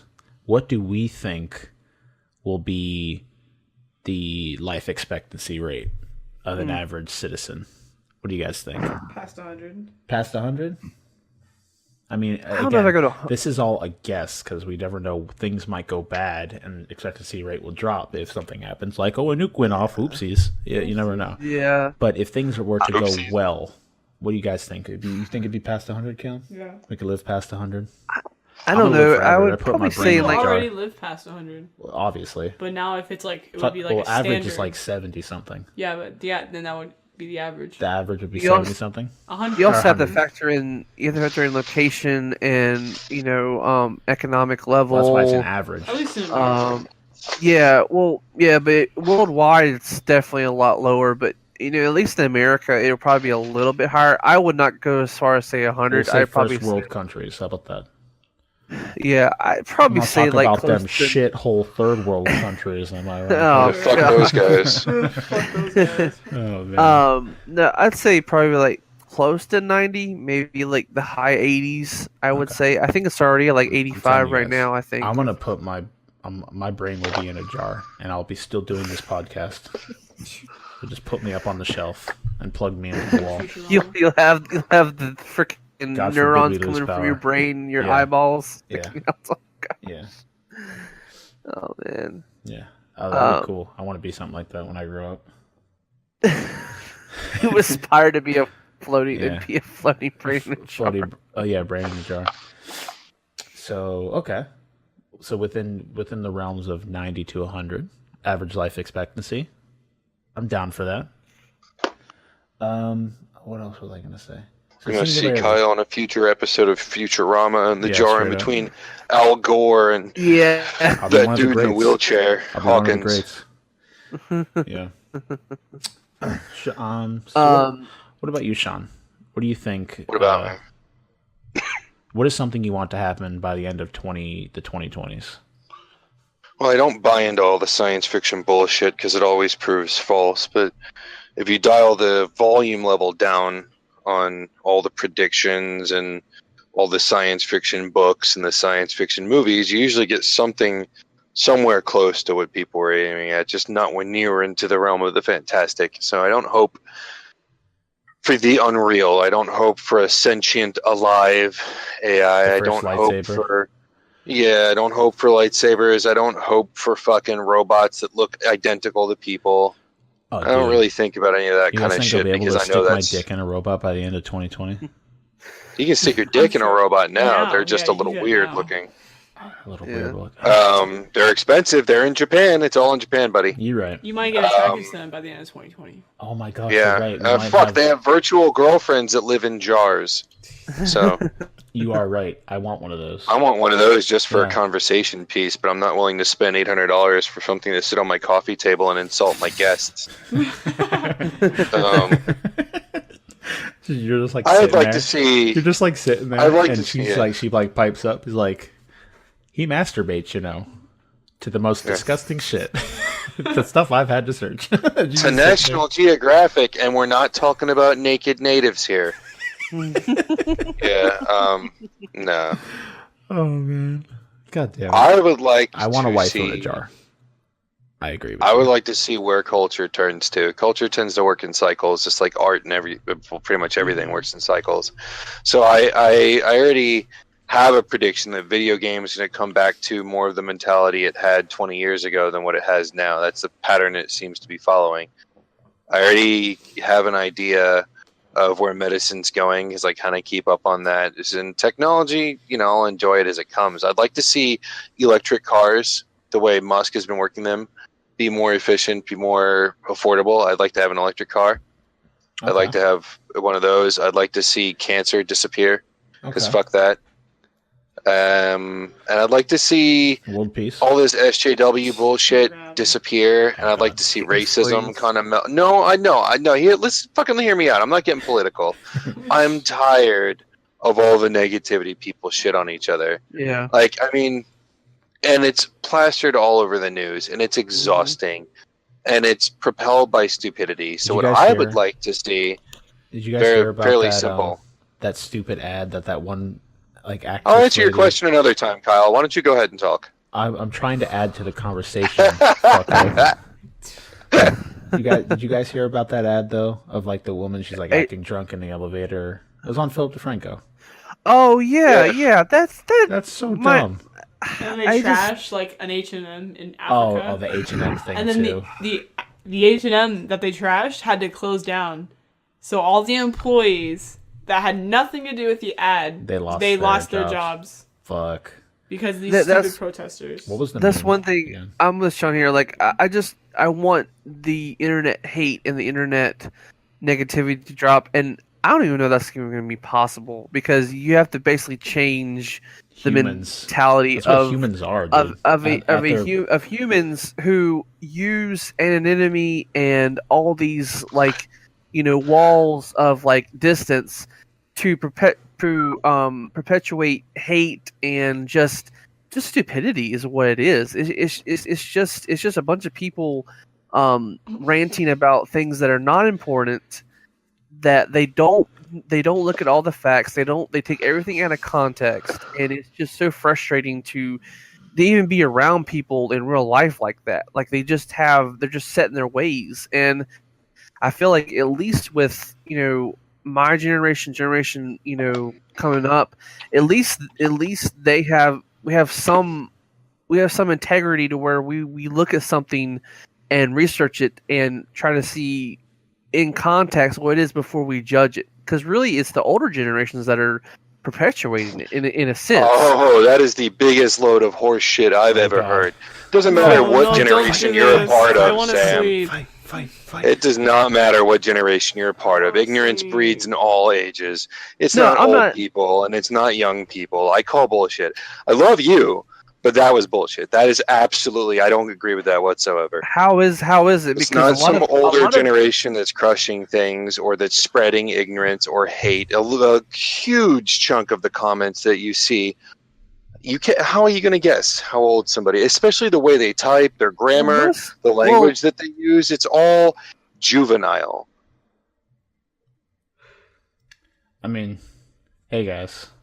Okay, wait, let me rephrase that, because okay, so I would probably say that most internet comments are probably people, I don't know. I guess you're right. It doesn't matter generation, but I would say definitely on Facebook, older generations are. We all agree the Facebook comment section is cancer. Active. Oh, yeah, More people in older generation are more active on Facebook, and they really perpetuate just ignorance. To me, at least, because I'll go through Facebook and I'll just see everybody in my mom or dad's generation just saying things like they don't even know, they're not even aware of what's going on. They just spout out all this stuff. So I guess like with YouTube and with Twitter and stuff, I guess it's more of the younger generation, probably my generation. I guess I don't know. I just don't know how you're going to change culturally people within each generation to change and to not jump ahead or try to jump to conclusions. That's just something it's going to take a lot, or it's going to take something massive to make a change like that. And I just don't know. I just don't see it happening anytime soon. Well, I still disagree with you to the maximum level, but I will say that you have to lead by example. And the more people that choose to not be ignorant, because I see ass loads of ignorance coming from all ages. I see people in their 20s making dick remarks. I see old people making dick remarks. That's why I don't pay attention on Facebook anymore. There's a huge wave of malevolence towards pretty much anything you can criticize. People love to poke fun at Christians and say horrible shit about their belief systems. People say horrible shit about fucking Muslims and Buddhists and Republicans and Democrats and people who wear the color blue. It's fucking ridiculous. And the only way that's ever going to change is if people decide to not include it in their lives. And the more people that lead their lives that way and inspire other people to change, the better it will get. And I do believe that we will get to that point. I'm hoping that we get to that point before we blow ourselves up with nuclear weapons or fusion reactors or fucking giant robots, whatever the fuck happens to come along. But I do believe that we will get there. And I do not by any means believe it's an age thing, because there's so many wise people out there that don't believe in the bullshit. And I don't think that has to be an age thing whatsoever. I don't think it's a generation. Giant fuckable robots, right? You're right. Oh god, giant. Yes, Kyle. We will make sure that in the future you'll have a giant anime cat girl with a vagina just sized for your penis. Dude, I got my head. I'm confused. Yeah, what's the future of anime? What's the future of Japanese robots? Well, once all the old Japanese people die and Japan's population drops by like 60%, they fall into economic crisis. Economic? Yeah. It's like it's when the money is the money's so thin it's anemic. So it's got money anemia. Yeah. Okay, so who hasn't gone? Oh, so Shawn, have you said what you want by the end of 2020? You have? No, you spawned off into that other thing. Okay, continue then. I would like to see you guys where you want to be. I would like to see your lives flourish. I'd like to see, yes, not dead. I'd like to be not dead. That's a good one. I'd like to see things go the direction of less ignorance. I just want to be able to go on the internet and not have fucking vile puke everywhere. Yeah. I would like a bit less corruption every time I turn around and open my eyes. I'm very simple. I would like sharks with lasers, but I can wait. I also think a lot of that proponent of just the ability to be the worst part of yourself on the internet is a lot of it behind the anonymity as well. And maybe where, like, if you're going to comment something, you have to, like, I don't know, make it a way where that anonymity is breached in some way or another. Here, you have to, if you want to comment on this post, or again, this is a stupid answer, but it's shot collar on your penis. Yeah, or you have to leave your phone number there, and then you have to deal with whatever flack that you might create by being an asshole or something like that to break that wall of anonymity. That is a dangerous gray area, though, my friend. Yeah. That is hugely dangerous. Stupid answer. I prefaced that. I know. Saying. I think anonymity it has to be a key of the internet. It has to be there because some people feel safe to open up about things because of it. And I mean, serious stuff. But I do think that it does propel a lot of the people being the worst. Well, think about it, man. Themselves. How much education is there? Let's put it this way: when you went in high school, when you were in middle school, the internet was just blowing up, right? It was really kind of coming into its own. When I was in high school, because I'm like a quarter generation older than you, because I'm in my 30s. When I was in high school, it was like a kind of thing. Like, you heard of it here and there. You didn't use it a lot. There was bulletin boards, but you had to use the modems,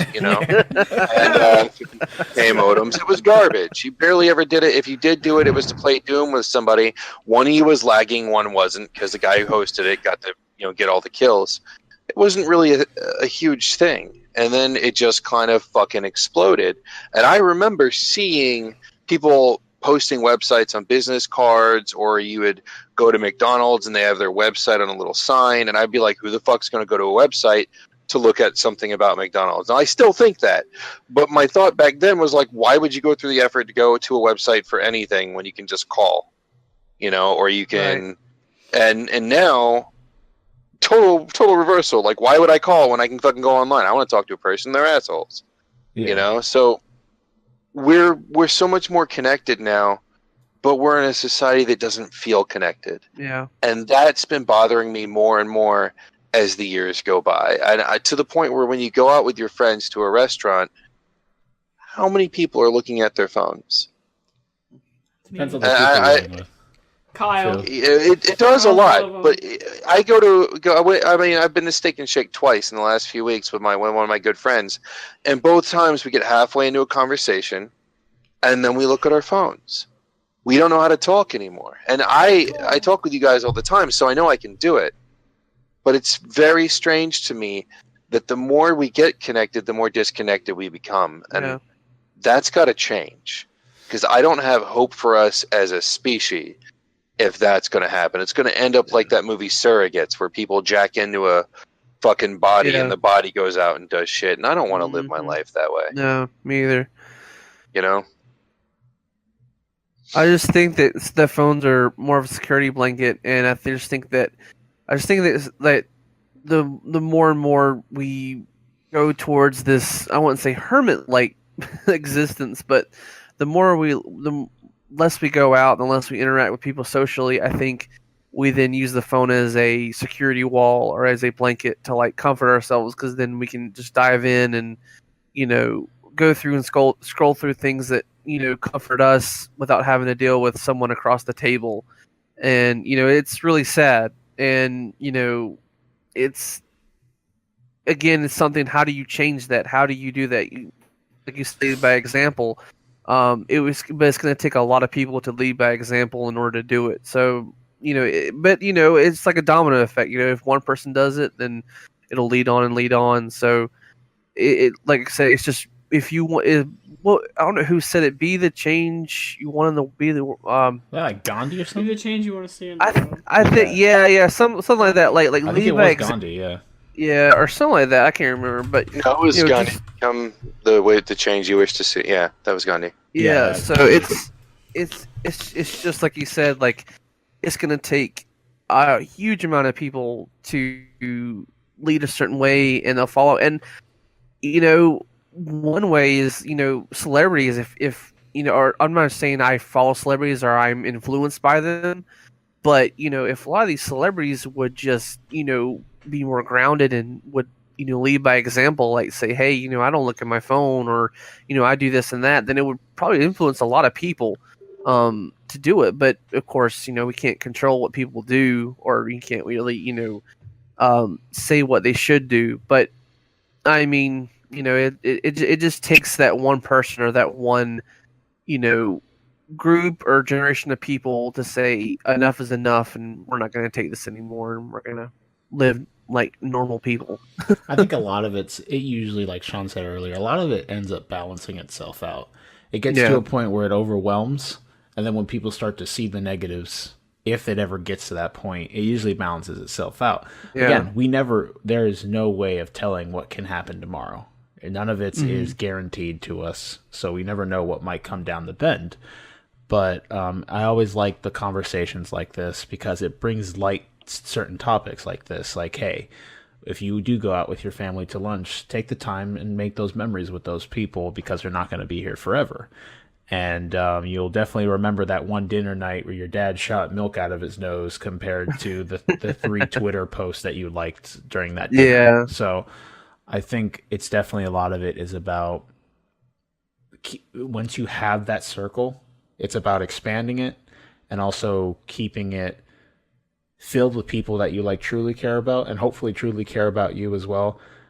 And it's just something that you kind of learn as you go through life, and some people are slower at it than others. But I think eventually everyone picks up on it to some extent, maybe not fully, but to some extent. And again, I do agree with you guys that we are at a point where it's easy to talk to someone that you've never met their face before, but it also can bring about a lack of being able to just openly talk with someone you never met before, because you just don't have to do it usually. So definitely interesting stuff. Again, we'll see what happens. I didn't say what I want to see by the end.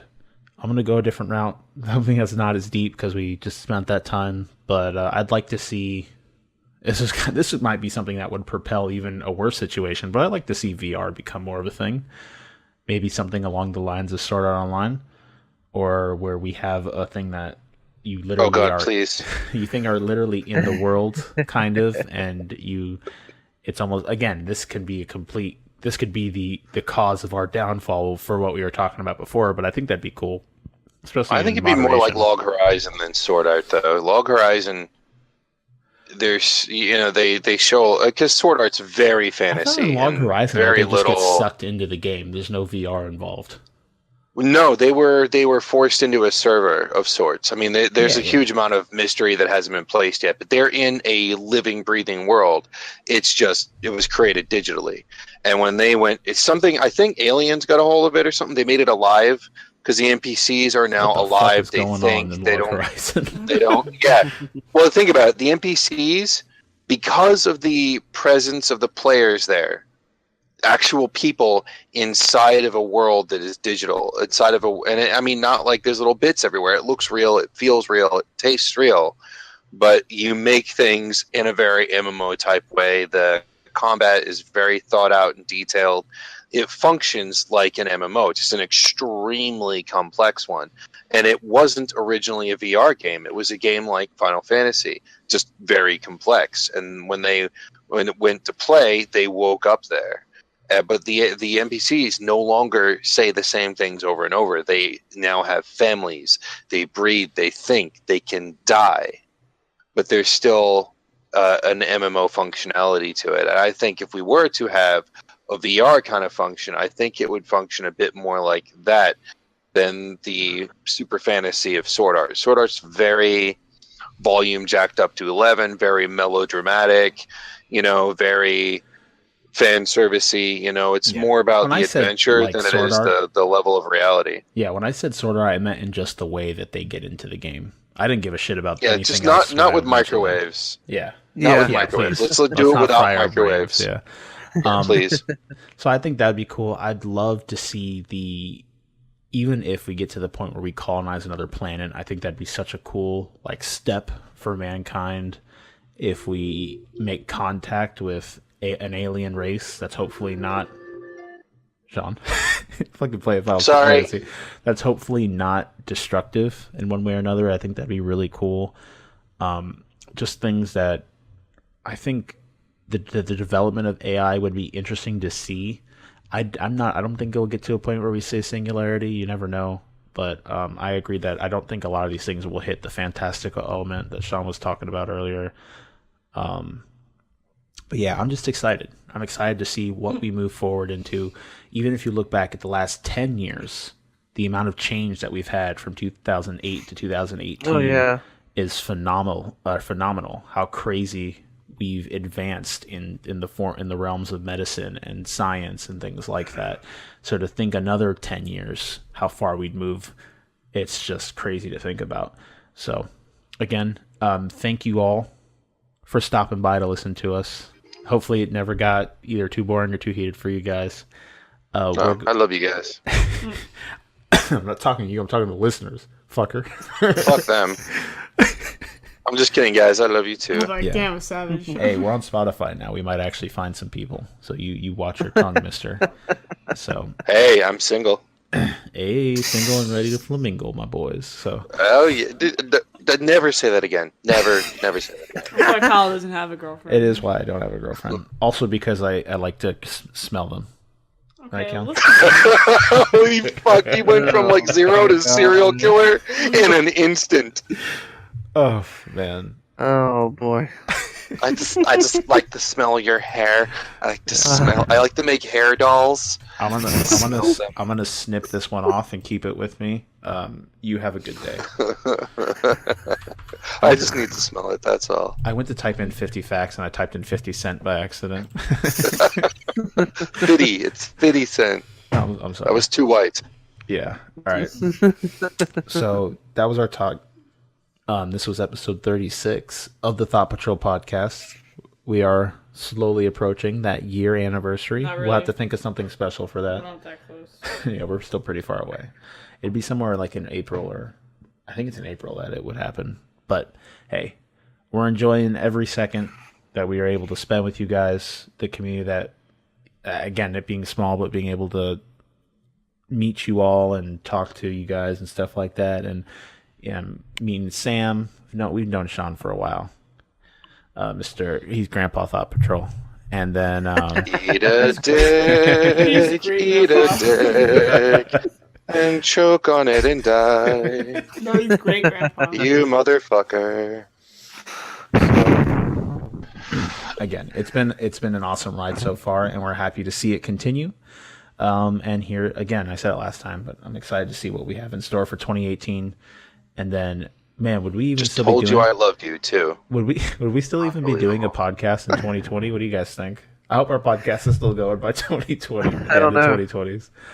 Well, as long as you don't dump us, I think I'm in it for the long haul. Yeah, I'm here too. I mean, why would I dump you guys? The fuck? I would do an episode by myself if I had to. God damn it.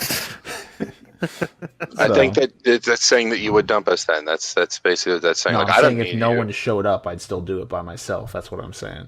So, Well, you do it by yourself anyway. Oh, damn, you're right. You're right. I do a lot of things by myself. If you know Some what I mean. burn for that one. Water's cold. I just served you a burn notice. Okay. 2 steps. All right. We're gonna bring that to a close. Again, this was episode 36 of the Thought Patrol podcast. Talked about what we would think we'd like to see by the end of the 2020s. Let us know what you guys would like to see by the end of the 2020s in the comments below, or you can hit us up in the Discord. Let us know what you guys think. Let us know if you guys want us to do more in-depth topics like this in the future, or stick it to gaming or whatever. Just hit us up. We're gonna keep it pretty much free for the most part. So it could be anything. If you guys want to give us topics that we can talk about, again, you can do that through the Discord. Hit us up, and we might take one of your topics and use them for a main topic in an episode. So, thank you all, Caitlyn, Sam, and Shawn, for joining me this evening. I appreciate all of you guys. You guys are the best. My best friends. Get on. All right, yeah. Call Do you need to tell us something, Kyle? I only have 30 days to live. Okay. Shit. So, let's get some outros going real quick before we call it a night.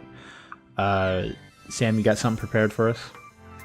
I just wanted to say that while the future seems dark and we don't know what's going to happen, and we may or may not be here come 2020, but we can always know that there is hope, and that as long as we have friendship and as long as we are determined, we can always push through. As always, plus ultra. Indeed. Caitlyn, what about you? Have a good week, everyone. There it is. Yeah, epic. And what about you, Shawn? Hugs and kisses and all your pink parts. Indeed. And before we go, I shall leave you all with a thought. It is illegal to hunt camels in the state of Arizona.